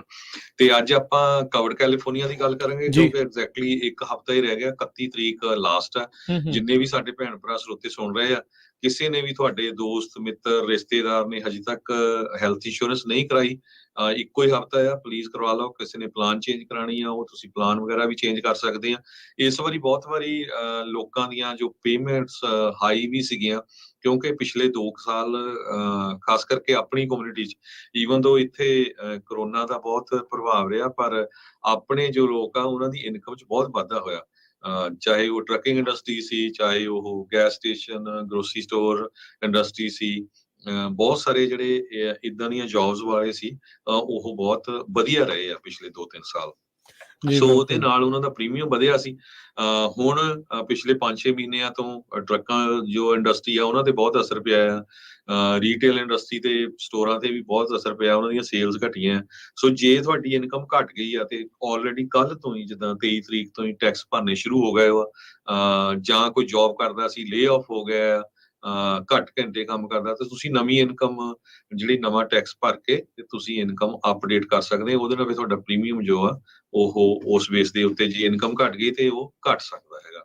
ਸੋ ਇਹੀ ਮੈਂ ਸਾਂਝੀ ਕਰਨੀ ਸੀ ਵੀ ਜ਼ਰੂਰ ਇੱਕ, ਨਹੀਂ ਤਾਂ ਐਵੇਂ ਇੰਨਾ ਫਾਈਨ ਦੇਣ ਦਾ ਕੀ ਫਾਇਦਾ। ਪਰ ਪਰਸਨ $850 ਦੇ ਕਰੀਬ। ਬਹੁਤ ਵਾਰ ਐਮਰਜੈਂਸੀ ਇੰਸ਼ੋਰੈਂਸ ਕਰਾਣੇ ਉਹ ਬੜੀ ਸਸਤੀ ਹੋ ਜਾਂਦੀ ਹੈ। ਸੋ ਵੈਸੇ ਵੀ ਕਰਾਣੀ ਚਾਹੀਦੀ ਆ, ਕੱਲ ਨੂੰ ਪਤਾ ਨਹੀਂ ਹੁੰਦਾ ਕਿਸੇ ਦਾ ਐਕਸੀਡੈਂਟ ਹੋ ਜਾਏ, ਕੁਛ ਵੀ ਹੋ ਜਾਏ ਤੇ ਕਿਤੇ ਹਸਪਤਾਲ ਜਾਣਾ ਪੈ ਜਾਏ, ਬਹੁਤ ਮਹਿੰਗਾ ਪੈਂਦਾ ਆ। ਸੋ ਜਿੰਨੇ ਵੀ ਸੁਣ ਰਹੇ ਆ, ਜੇ ਕਿਸੇ ਨੇ ਹਜੇ ਵੀ ਨਹੀਂ ਕਰਾਈ ਹੈਲਥ ਇੰਸ਼ੋਰੈਂਸ, ਜਾਂ ਤੁਹਾਡੀ ਕੈਂਸਲ ਹੋ ਗਈ ਕਿਉਂਕਿ ਲੇ ਆਫ ਬਹੁਤ ਹੋ ਰਹੇ ਆ, ਕੰਮ ਤੋਂ ਕੈਂਸਲ ਹੋ ਰਹੀ ਆ, ਉਹਨਾਂ ਕਈਆਂ ਨੂੰ ਕੋਬਰਾ ਇੰਸ਼ੋਰੈਂਸ ਲੈਣੀ ਪੈਂਦੀ ਆ, ਤੇ ਉਹ ਕੋਬਰਾ ਇੰਸ਼ੋਰੈਂਸ ਬਹੁਤ ਮਹਿੰਗੀ ਹੁੰਦੀ ਆ, ਤੇ ਤੁਸੀਂ ਰੈਗੂਲਰ ਕਵਰਡ ਕੈਲੀਫੋਰਨੀਆ ਲਈ ਕੁਆਲੀਫਾਈ ਕਰ ਸਕਦੇ ਹੋ। ਤੁਸੀਂ ਖਾਲਸਾ ਇੰਸ਼ੋਰੈਂਸ ਏਜੰਸੀ 408-272-2500 ਦੇ ਉੱਤੇ ਕਾਲ ਕਰ ਸਕਦੇ ਹੋ। ਤੇ ਹਰਜੋਤ ਸਿੰਘ ਜੀ, ਇਸ ਵਾਰ ਤੁਸੀਂ ਆਈ ਥਿੰਕ ਪਹਿਲਾਂ ਵੀ ਦੱਸ ਰਹੇ ਸੀਗੇ ਵੀ ਇਹਨਾਂ ਨੇ ਇਨਕਮ ਲਿਮਿਟ ਦੇ ਵਿੱਚ ਵੀ ਥੋੜਾ ਫਰਕ ਹਾਂਜੀ, ਕੀਤਾ ਹੈ ਇਸ ਜਿਹੜੇ ਵਾਰੀ ਕਾਫੀ EMPLOYERS ਦੇ ਇਨਕਮ ਲਈ। ਲਿਮਿਟ ਵਧਾਈ ਆ। ਪਹਿਲਾਂ ਕੀ ਹੁੰਦਾ ਸੀ ਵੀ ਜੇ ਹਸਬੈਂਡ ਵਾਈਫ $60,000 ਬਣਾਉਂਦੇ ਆ ਤੇ ਬਹੁਤ ਘੱਟ ਰੀਬੇਟ ਮਿਲਦੀ ਸੀ ਉਹਨਾਂ ਨੂੰ, ਜਿੱਦਾਂ ਪ੍ਰੀਮੀਅਮ ਹਾਈ ਹੁੰਦਾ ਸੀ। ਹੁਣ ਮੈਂ ਦੇਖਿਆ 70-80,000 ਈਵਨ $1 ਲੱਖ ਤਾਈਂ ਵੀ ਜਿਨ੍ਹਾਂ ਦੀ ਇਨਕਮ ਆ ਉਹਨਾਂ ਨੂੰ ਏਜ ਤੇ ਵੀ ਡਿਪੈਂਡ ਕਰਦਾ, ਜ਼ਿਪ ਕੋਡ ਤੇ ਵੀ, ਕਈ ਚੀਜ਼ਾਂ ਤੇ ਡਿਪੈਂਡ ਕਰਦਾ, ਤੇ ਉਹਨਾਂ ਨੂੰ ਸਬਸਿਡੀ ਮਿਲ ਰਹੀ ਆ। ਸੋ ਚੈੱਕ ਕਰਨ ਚ ਕੋਈ ਫਾਇਦਾ ਨਹੀਂ, ਕਿਹੜੇ ਕੋਈ ਪੈਸੇ ਲੱਗਦੇ ਆ। ਕਾਲ ਕਰਕੇ ਪੁੱਛ ਲਿਓ ਕਿੰਨੇ ਫੈਮਿਲੀ ਮੈਂਬਰਸ ਆ, ਕੀ ਏਜ ਆ ਤੁਹਾਡੀ, ਕਿੰਨੀ ਕੁ ਇਨਕਮ ਹੈਗੀ, net income, net adjusted gross income, ਤੇ ਕਿੱਥੇ ਜ਼ਿਪ ਕੋਡ ਚ ਰਹਿੰਦੇ ਆ। ਇੱਕ ਦੋ ਕੰਪਨੀਆਂ ਐਕਸਟਰਾ ਵੀ ਇਸ ਵਾਰੀ ਐਡ ਹੋਈਆਂ ਸੀ, ਸੋ ਉਹਦੇ ਚ ਨਥਿੰਗ ਰੋਂਗ, ਇਹ ਜ਼ਰੂਰ ਮੇਕ ਸ਼ੋਰ ਕਰ ਲਿਓ। ਤੇ ਹੁਣ ਆਪਾਂ ਪ੍ਰੋਗਰਾਮਾਂ ਦੀ ਗੱਲ ਕਰੀਏ ਰਾਜਕਨਵੀਰ ਸਿੰਘ ਜੀ। ਸੋ ਬਹੁਤ ਸਾਰੇ ਦੁਨੀਆ ਦੇ ਵਿੱਚ ਰੇਡੀਓ ਸਟੇਸ਼ਨ ਵੀ ਚੱਲਦੇ ਆ, ਟੀਵੀ ਸਟੇਸ਼ਨ ਵੀ ਚੱਲਦੇ ਹੈਗੇ ਆ, ਅਖਬਾਰਾਂ ਵੀ ਚੱਲਦੀਆਂ ਆ, ਬਹੁਤ, ਕਿਉਂਕਿ ਮੇਨ ਪਰਪਸ ਬਹੁਤਿਆਂ ਦਾ ਬਿਜ਼ਨਸ ਵੀ ਹੁੰਦਾ ਆ। ਆਪਾਂ ਪਹਿਲੇ ਦਿਨ ਤੋਂ ਹੀ ਜਦੋਂ ਪੰਜਾਬੀ ਰੇਡੀਓ USA ਚਲਾਇਆ ਸੀ, ਉਹਦਾ ਮੇਨ ਮਕਸਦ ਇਹੀ ਰੱਖਿਆ ਸੀ ਵੀ ਆਪਣੀ ਕਮਿਊਨਿਟੀ ਨੂੰ ਜੋ ਅਸੀਂ ਪ੍ਰੋਗਰਾਮ ਕਰਦੇ ਆ ਉਹਨਾਂ ਦਾ ਫਾਇਦਾ ਹੋਵੇ। ਕੀ ਹੁੰਦਾ ਵੀ ਬਹੁਤ ਵਾਰ ਆਪਣੇ ਲੋਕ ਨਵੇਂ ਆਉਂਦੇ ਆ ਇਸ ਮੁਲਕ ਚ, ਉਹਨੀ ਕੋਈ ਨਵਾਂ ਬਿਜ਼ਨਸ ਸਟਾਰਟ ਕਰਨਾ ਆ। ਆਪਣੀ ਲੋਕਾਂ ਚ ਜੈਲਸੀ ਫੈਕਟਰ ਵੀ ਬਹੁਤ ਆ, ਚੰਗੇ ਵੀ ਬਹੁਤ ਹੈਗੇ ਆ, ਹੈਲਪ ਵੀ ਬਹੁਤ ਕਰਦੇ, ਜੈਲਸੀ ਫੈਕਟਰ ਵੀ ਆ। ਦੂਜੇ ਨੂੰ ਦੱਸਦੇ ਨਹੀਂ, ਜੇ ਇੱਕ ਦੀ ਟਰੱਕਿੰਗ ਕੰਪਨੀ ਹੋ ਜਾਂ ਦੂਜਾ ਕਾਹਤੇ ਖੋਲ ਲਊਗਾ, ਇੱਕ ਦਾ ਸਟੋਰ ਆ ਦੂਜਾ ਕਾਹਤੇ ਖੋਲ ਲਊਗਾ, ਇੱਕ ਨੇ ਖੇਤ ਲੈ ਲਿਆ ਫਾਰਮਰ ਬਣ ਗਿਆ ਕਾਹਤੇ ਲੈ ਲਊਗਾ, ਇੱਕ ਕਿਸੇ ਦੇ ਕੋਲ ਕੋਈ ਜੇ ਦਵਾਈਆਂ ਦਿੰਦਾ ਆ ਹੋਮੋਪੈਥੀ ਦਾ ਜਾਂ ਕੁਛ, ਇੰਨੇ ਨੇ ਮਹਿੰਗੇ ਦਿੰਦੇ ਆ ਪੈਸੇ। ਸੋ ਆਪਾਂ ਐਗਜ਼ੈਕਟਲੀ ਸੇਮ ਗੁਰਬਾਣੀ ਨੂੰ ਲੈ ਕੇ ਜੋ ਕਈ ਸ਼ਰਾਰਤੀ ਲੋਕ ਆ ਜਾਣਬੁੱਝ ਕੇ ਉਦਾਂ ਦੇ ਟੌਪਿਕ ਲੈ ਕੇ ਆਉਂਦੇ ਆ ਰੇਡੀਓ ਸਟੇਸ਼ਨਾਂ, ਟੀਵੀ ਦੇ ਉੱਤੇ, ਜਿਹਦੇ ਨਾਲ ਆਪਣੀ ਕੌਮ ਦੇ ਵਿੱਚ ਦੁਫਾੜ ਹੋਵੇ। ਸੋ ਸਾਡੀ ਕੋਸ਼ਿਸ਼ ਇਹੀ ਹੁੰਦੀ ਆ ਵੀ ਆਪਣੀ ਕਮਿਊਨਿਟੀ ਇਕੱਠੀ ਰਹੇ। ਸੋ ਆਪਾਂ ਇਦਾਂ ਦੇ ਸ਼ੋਅ ਲੈ ਕੇ ਆਉਂਦੇ ਆ। ਜੇ ਹੁਣ ਗੱਲਬਾਤ ਕਰਦੇ ਜੀ ਟਰੱਕਿੰਗ ਦਾ, ਤੁਸੀਂ ਦੇਖੋ ਕਿੰਨੇ ਸਾਲਾਂ ਤੋਂ ਆਪਾਂ ਟਰੱਕਿੰਗ ਦਾ ਸ਼ੋਅ ਲੈ ਕੇ ਆਏ ਆ। ਬਹੁਤ ਲੋਕਾਂ ਨੂੰ ਉਹਦੇ ਨਾਲ ਫਾਇਦਾ ਹੁੰਦਾ ਹੈ ਕਿ ਤੁਸੀਂ ਬਿਜ਼ਨਸ ਸਟਾਰਟ ਤੋਂ ਲੈ ਕੇ ਕਿੱਦਾਂ ਕਰਨਾ, ਐਵਰੀਥਿੰਗ ਤੁਹਾਨੂੰ ਵੀਰਵਾਰ ਨੂੰ, ਹਰ ਵੀਰਵਾਰ ਆਪਰੇਟ ਟਰੱਕਿੰਗ ਪ੍ਰੋਗਰਾਮ ਮਿਲਦਾ। ਉਸ ਤੋਂ ਬਿਨਾਂ ਸਭ ਤੋਂ ਵੱਡਾ ਜਿਹੜਾ ਕੰਮ ਹੁੰਦਾ ਜਦੋਂ ਤੁਸੀਂ ਅਮਰੀਕਾ ਚ ਆਉਂਦੇ ਆ ਤੇ ਇਮੀਗ੍ਰੇਸ਼ਨ ਨੂੰ ਲੈ ਕੇ ਹੁੰਦਾ, ਚਾਹੇ ਲੀਗਲ ਆਏ ਆ, ਇਲੀਗਲ ਆਏ ਆ, ਜਿੱਦਾਂ ਵੀ ਆਏ ਹੈਗੇ ਆ। ਆਪਾਂ ਉਦਾਂ ਦੇ ਪ੍ਰੋਫੈਸ਼ਨਲ ਵਕੀਲ ਨੂੰ ਲੈ ਕੇ ਆਏ ਆ ਜਿਹੜਾ ਸ਼ਰੇਆਮ ਤੁਹਾਨੂੰ ਦੱਸਦਾ ਹੈ ਵੀ ਇੱਥੇ ਕੀ ਕੀ ਕਰਨਾ, ਤੇ ਆਪਣੇ ਵਕੀਲ ਨੂੰ ਚਾਹੇ ਪੁੱਛੋ ਜਾ ਕੇ। ਨਹੀਂ ਤਾਂ ਮੈਂ ਦੇਖਿਆ ਨਹੀਂ ਅੱਜ ਤੱਕ ਕੋਈ ਵੀ ਵਕੀਲ ਜਿਹੜੀਆਂ ਸ਼ਰੇਆਮ ਉਹ ਕਾਲਾਂ ਲੈਂਦਾ ਹੋਵੇ, ਅਨਸੈਂਸਰਡ ਕਾਲਾਂ ਲੈਂਦਾ ਹੋਵੇ, ਹਨਾ। ਤੇ ਉਹਦੇ ਨਾਲ ਬਹੁਤ ਜ਼ਿਆਦਾ ਫਾਇਦਾ ਹੋਇਆ। ਈਵਨ ਇੱਥੇ ਦੇ ਬੋਰਨ ਵੀ ਆ, ਉਹਨਾਂ ਨੂੰ ਵੀ ਲਾਜ਼ ਦਾ ਪਤਾ ਲੱਗਦਾ ਵੀ ਕਿੱਦਾਂ ਤੁਸੀਂ ਲੀਗਲੀ ਇੱਥੇ ਪੱਕੇ ਹੋ ਸਕਦੇ ਆ। ਉਸ ਤੋਂ ਬਿਨਾਂ ਸਿਹਤ ਸੰਭਾਲ ਦਾ ਪ੍ਰੋਗਰਾਮ ਬਲਵਿੰਦਰ ਕੌਰ ਹੁਣੀ ਬਹੁਤ ਲੰਮੇ ਸਮੇਂ ਤੋਂ ਲੈ ਕੇ ਆ ਰਹੇ, 10 ਸਾਲ ਹੀ ਹੋ ਗਏ ਹੋਣੇ ਆ। ਬਹੁਤ ਸਾਰੇ ਲੋਕਾਂ ਨੂੰ ਜਿਹੜਾ ਫਾਇਦਾ ਹੁੰਦਾ, ਕੋਈ ਲੋਕ ਬਿਮਾਰ ਹੁੰਦੇ ਆ, ਜਿਹਨੂੰ ਫਾਇਦਾ ਹੋਇਆ ਹੋਵੇ ਉਹ ਦੱਸਦਾ ਹੈ ਵੀ ਮੈਨੂੰ ਇਸ ਤਰ੍ਹਾਂ ਹੋਇਆ। ਸੋ ਇਹਦੇ ਨਾਲ ਕੀ ਆ, ਕਮਿਊਨਿਟੀ ਨੂੰ ਪੂਰਾ ਫਾਇਦਾ ਹੁੰਦਾ ਹੈਗਾ ਆ। ਗੁਰਬਾਣੀ ਪ੍ਰੋਗਰਾਮ ਨੂੰ ਲੈ ਕੇ ਆਪਾਂ ਕਦੇ ਵੀ ਕੰਟਰੋਵਰਸੀ ਨਾ ਕੀਤੀ ਆ ਤੇ ਨਾ ਕਰਨੀ ਚਾਹੁੰਦੇ ਹੈਗੇ ਆ। ਕਈ ਵਾਰੀ ਹੁੰਦਾ ਆ ਡੇਟਾ ਨੂੰ ਲੈ ਕੇ, ਸੰਗਰਾਂਦ ਨੂੰ ਲੈ ਕੇ, ਗੁਰਪੁਰਬ ਨੂੰ ਲੈ ਕੇ, ਸਾਡਾ ਹੁੰਦਾ ਵੱਧ ਤੋਂ ਵੱਧ ਬਣਾਓ, ਕੋਈ ਫਰਕ ਨਹੀਂ। ਜਦੋਂ ਆਪਣਾ ਸਿੱਖਾਂ ਦਾ ਮੁਲਕ ਬਣ ਜਾਊਗਾ, ਆਪ ਹੀ ਜਿਹੜੇ ਫਿਰ ਉਸ ਟਾਈਮ ਦੇ ਉੱਤੇ ਡਿਸਾਈਡ ਹੋ ਜਾਊਗਾ। ਸੋ ਇਹ ਉਹਨਾਂ ਕੌਮਾਂ ਦੇ ਨਾਲ ਵਾਪਰਦਾ ਹੀ ਹੁੰਦਾ ਹੈ ਜਿਨ੍ਹਾਂ ਦੀਆਂ ਕੌਮਾਂ ਦੇ ਕੋਲ ਆਪਣੇ ਰਾਜ ਨਹੀਂ ਹੁੰਦੇ ਹੈਗੇ, ਕਿਉਂਕਿ ਉੱਥੇ ਡਿਸਾਈਡਿੰਗ ਫੈਕਟਰ ਨਹੀਂ ਕੋਈ ਵੀ ਹੁੰਦਾ ਹੈਗਾ। ਕੰਟਰੋਵਰਸੀ ਇਸੇ ਕਰਕੇ ਬਣਦੀ ਹੁੰਦੀ ਹੈਗੀ ਆ। ਸੋ ਇਹ ਆਪਾਂ ਹਮੇਸ਼ਾ ਹੀ ਇਹ ਕੋਸ਼ਿਸ਼ ਕਰੀਦੀ ਆ, ਹਰ ਇੱਕ ਚਾਹੇ ਕੋਈ ਵੀ ਹੋਵੇ, ਆਪਾਂ ਉਹ ਚਾਹੇ ਟਕਸਾਲੀ ਵੀਰ ਆ, ਚਾਹੇ ਮਿਸ਼ਨਰੀ ਆ, ਚਾਹੇ ਕਿੱਦਾਂ ਦਾ ਵੀ ਸਿੱਖ ਭੈਣ ਭਰਾ ਆ, ਆਪਾਂ ਹਰ ਇੱਕ ਦੀ ਰਿਸਪੈਕਟ ਕਰਦੇ ਆ। ਬਸ ਸਾਡਾ ਇਹੀ ਹੁੰਦਾ ਆ ਵੀ ਕੋਈ ਇੱਕ ਦੂਜੇ ਦੇ ਉਲਟ ਜਿਹੜਾ ਨਾ ਬੋਲੇ, ਤਾਂ ਕਿ ਜਿਹੜੀ ਆਪਾਂ ਬੜੀ ਛੋਟੀ ਜਿਹੀ ਕਮਿਊਨਿਟੀ ਆ USA ਚ, ਕੋਈ ਕਹਿ ਦਿੰਦਾ 5 ਲੱਖ, ਕੋਈ 7 ਲੱਖ, ਕੋਈ ਮਿਲੀਅਨ ਕਹਿ ਦਿੰਦਾ, ਪਰ ਫਿਰ ਵੀ ਬਹੁਤ ਛੋਟੀ ਆ। ਸੋ ਆਪਾਂ ਡਿਵਾਈਡ ਨਾ ਹੋਈਏ। ਸੋ ਹੁਣ ਪਿਛਲੇ ਕੁਝ ਮਹੀਨਿਆਂ ਤੋਂ ਅਸੀਂ ਬਹੁਤ ਹੀ ਪੋਪੂਲਰ ਪ੍ਰੋਗਰਾਮ ਇੱਕ ਫਾਰਮਿੰਗ ਦਾ ਲੈ ਕੇ ਆਏ ਆ। ਕੀ ਹੁੰਦਾ ਆ ਵੀ ਆਪਾਂ ਪੰਜਾਬੀ ਹਾਰਡ ਵਰਕਰ ਬਹੁਤ ਆ। ਆਪਾਂ ਮੇਰੀ ਵੀ ਕਈ ਵਾਰੀ ਕਈ ਗੋਰਿਆਂ ਦੇ ਨਾਲ ਗੱਲਬਾਤ ਹੁੰਦੀ ਰਹਿੰਦੀ ਆ, ਕਿਉਂਕਿ ਮੈਂ ਜਿਸ ਬਿਜ਼ਨਸ 'ਚ ਆ, ਤੇ ਉਹ ਬਹੁਤ ਹੈਰਾਨ ਹੁੰਦੇ ਆ ਵੀ ਯਾਰ ਨਵੇਂ ਬੰਦੇ, ਇਹਨਾਂ ਨੂੰ ਕੋਈ ਪਤਾ ਨਹੀਂ ਆਹ ਬਿਜ਼ਨਸ ਕਿੱਦਾਂ ਹੀ ਨਹੀਂ ਲਿਆ ਆ। ਵੀ ਮੰਨ ਲਓ ਕਿਸੇ ਨੇ ਇੱਕ ਵਾਰੀ ਤਾਂ ਬਹੁਤ ਫਨੀ ਹੋਈ ਵੀ ਉਹ ਕਿਸੇ ਨੇ ਕਲੱਬ ਜਿਹੜਾ ਨਾਈਟ ਕਲੱਬ ਹੁੰਦਾ ਉਹ ਖਰੀਦ ਲਿਆ, ਤੇ ਮੈਂ ਉਹਦੀ ਇੰਸ਼ੋਰੈਂਸ ਕਰਨੀ ਸੀ। ਤੇ ਉਹ ਜਦੋਂ ਉਹਦੇ ਓਨਰ ਦਾ ਨਾਂ ਪੜਿਆ ਤੇ ਉਹਨਾਂ ਦਾ ਅੰਡਰ ਰਾਈਟਰ ਸੀ ਕੰਪਨੀ ਦਾ, ਕਹਿੰਦਾ ਯਾਰ ਇਹ ਬੰਦਾ ਪੰਜਾਬੀ, ਇਹਨੂੰ ਕਿੰਨਾ ਕੁ ਨੌਲੇਜ ਆ ਕਲੱਬ ਦਾ। ਮੈਂ ਕਿਹਾ ਤੂੰ ਤਾਂ ਇੰਗਲਿਸ਼ ਗਾਣੇ ਦੀ ਗੱਲ ਕਰਦੇ, ਤਾਂ ਪੰਜਾਬੀ ਦਾ ਵੀ ਨਹੀਂ ਪਤਾ ਹੈਗਾ। ਸੋ ਇਸ ਕਰਕੇ ਪਰ ਮਿਹਨਤੀ ਆ। ਸੋ ਫਾਰਮਿੰਗ ਦਾ ਸ਼ੋਅ ਲੈ ਕੇ ਆਏ ਆ। ਬਹੁਤ ਸਾਰੇ ਆਪਣੀ ਕਮਿਊਨਿਟੀ 'ਚ ਫਾਰਮਿੰਗ ਦੇ ਵਿੱਚ ਹੈਗੇ ਆ। ਤੇ ਉਹ ਇੱਕ ਦੂਜੇ ਨਾਲ ਹੁਣ ਇਨਫੋਰਮੇਸ਼ਨ ਸ਼ੇਅਰ ਕਰਦੇ ਆ। ਸਾਡੇ ਨਾਲ ਪ੍ਰੋਫੈਸਰ ਵੀ ਜੁੜਦੇ ਆ ਫ੍ਰਿਜਨੋ ਸਟੇਟ ਯੂਨੀਵਰਸਿਟੀ ਤੋਂ, ਹੋਰ ਬਹੁਤ ਵੱਡੇ ਐਕਸਪਰਟ, ਅਰਸ਼ਦੀਪ ਸਿੰਘ ਹੋਣੀ ਨਵੇਂ ਫਾਰਮਰ ਆ, ਜਸਵੀਰ ਸਿੰਘ ਹੋਣੀ ਬਹੁਤ ਪੁਰਾਣੇ ਫਾਰਮਰ ਆ। ਇਸੇ ਤਰ੍ਹਾਂ ਜੇ ਕਿਸੇ ਨੇ ਫਾਰਮਿੰਗ ਇੰਡਸਟਰੀ 'ਚ ਜਾਣਾ ਤੇ ਹਰ ਮੰਗਲਵਾਰ ਉਹ ਸ਼ੋਅ ਹੁੰਦਾ, ਉਹਦੇ ਬਾਰੇ ਡਿਸਕਸ ਕਰਦੇ ਹੋ, ਫਿਰ ਆਪਾਂ ਸਰੋਤਿਆਂ ਤੋਂ ਬਿਲਕੁਲ। ਅੱਜ ਵੀ ਜਿੱਦਾਂ ਉਹਦੇ ਵਿੱਚ ਹੋਣਾ, ਅੱਜ ਜਿਹੜੀ ਆ ਫ੍ਰੈਸਨੋ ਸਟੇਟ ਯੂਨੀਵਰਸਿਟੀ ਤੋਂ ਪ੍ਰੋਫੈਸਰ ਜਿਹੜੇ ਡਾਕਟਰ ਰਿਆੜ ਆ, ਉਹਨਾਂ ਨੇ ਆਪਣੇ ਨਾਲ ਜੁੜਨਾ ਆ। ਉਹ ਜਿਹੜੀਆਂ ਗੱਲਾਂ ਬਾਤਾਂ ਕਰਨਗੇ, ਹੋਰ ਆਪਾਂ ਜਿਹੜੇ ਇਸ ਤਰੀਕੇ ਦੇ ਨਾਲ ਕਰਦੇ ਆ। ਬਾਕੀ ਖਬਰਾਂ ਨੂੰ ਲੈ ਕੇ ਤਾਂ ਤੁਹਾਡੇ ਲਈ ਜਿਹੜੀਆਂ ਉਹ ਕਰਦੇ ਰਹਿੰਦੇ ਆ, ਵੱਖ-ਵੱਖ ਟਾਕ ਸ਼ੋਅ, ਵੱਖ-ਵੱਖ ਇੱਥੋਂ ਦੇ ਮੁੱਦਿਆਂ ਦੇ ਉੱਤੇ ਜਿਹੜੇ ਉਹ ਆਪਾਂ ਲੈ ਕੇ ਆਈਦੇ ਆ।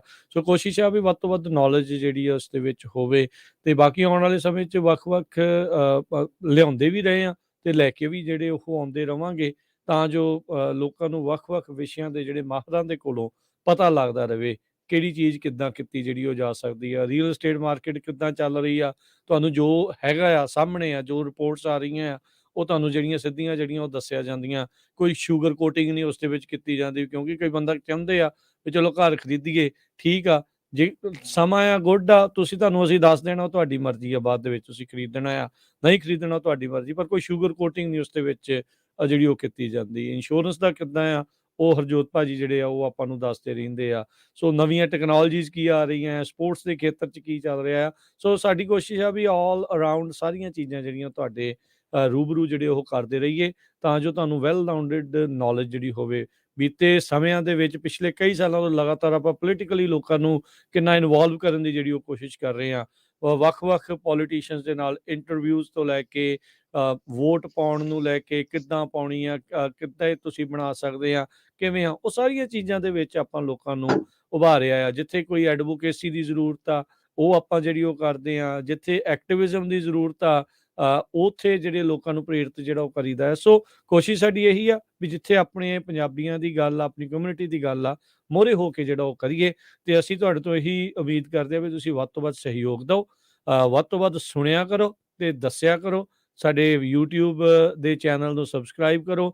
ਅੱਗੇ ਜਿਹੜਾ ਕੋਈ ਨਵਾਂ ਆ ਰਿਹਾ ਹੈ ਉਹਨੂੰ ਇੱਕ ਚੀਜ਼ ਦੱਸ ਦਿਓ, ਉਹਨਾਂ ਨੂੰ ਕੁਛ ਨਾ ਕੁਛ ਇੱਥੋਂ ਇਨਫੋਰਮੇਸ਼ਨ, ਬੈਟਰ ਇਨਫੋਰਮੇਸ਼ਨ ਜਿਹੜੀ ਉਹ ਮਿਲੂਗੀ, ਤਾਂ ਜੋ ਇੱਥੇ ਜਿਹਨੂੰ ਪੈਰ ਜਿਹਨੇ ਲਾਉਣੇ ਆ, ਕੁਛ ਕਰਨਾ ਆ, ਉਹਨੂੰ ਜਿਹੜੀ ਨੌਲੇਜ ਆ ਉਹ ਬੈਟਰ ਗੇਨ ਹੋਵੇ, ਉਹਨੂੰ ਵਧੀਆ ਜਿਹੜੀ ਉਹ ਜਾਣਕਾਰੀ ਜਿਹੜੀ ਉਹ ਮਿਲ ਸਕੇ। ਸੋ ਨਵਾਂ ਕੋਈ ਵੀ ਆਉਂਦਾ ਹੈ, ਤੁਹਾਡਾ ਰਿਸ਼ਤੇਦਾਰ ਕੋਈ ਮਿੱਤਰ ਆਉਂਦਾ, ਤੇ ਉਹਨੂੰ ਰੇਡੀਓ ਸੈੱਟ ਲੈ ਕੇ ਦੇ ਦਿਓ। ਜੇ ਕੈਲੀਫੋਰਨੀਆ ਦੇ ਵਿੱਚ ਜਿਹੜੇ ਸਟੇਸ਼ਨ ਸਾਡੇ ਹੈਗੇ ਆ, ਤੇ ਬਾਕੀ ਜਿਹੜੇ ਬਾਹਰ ਆ ਇੰਟਰਨੈਟ ਰੇਡੀਓ ਸੈੱਟ, ਤਾਂ ਕਿ ਉਹਨਾਂ ਨੂੰ ਪੂਰਾ ਨੌਲੇਜ ਹੁੰਦਾ ਰਹੇ।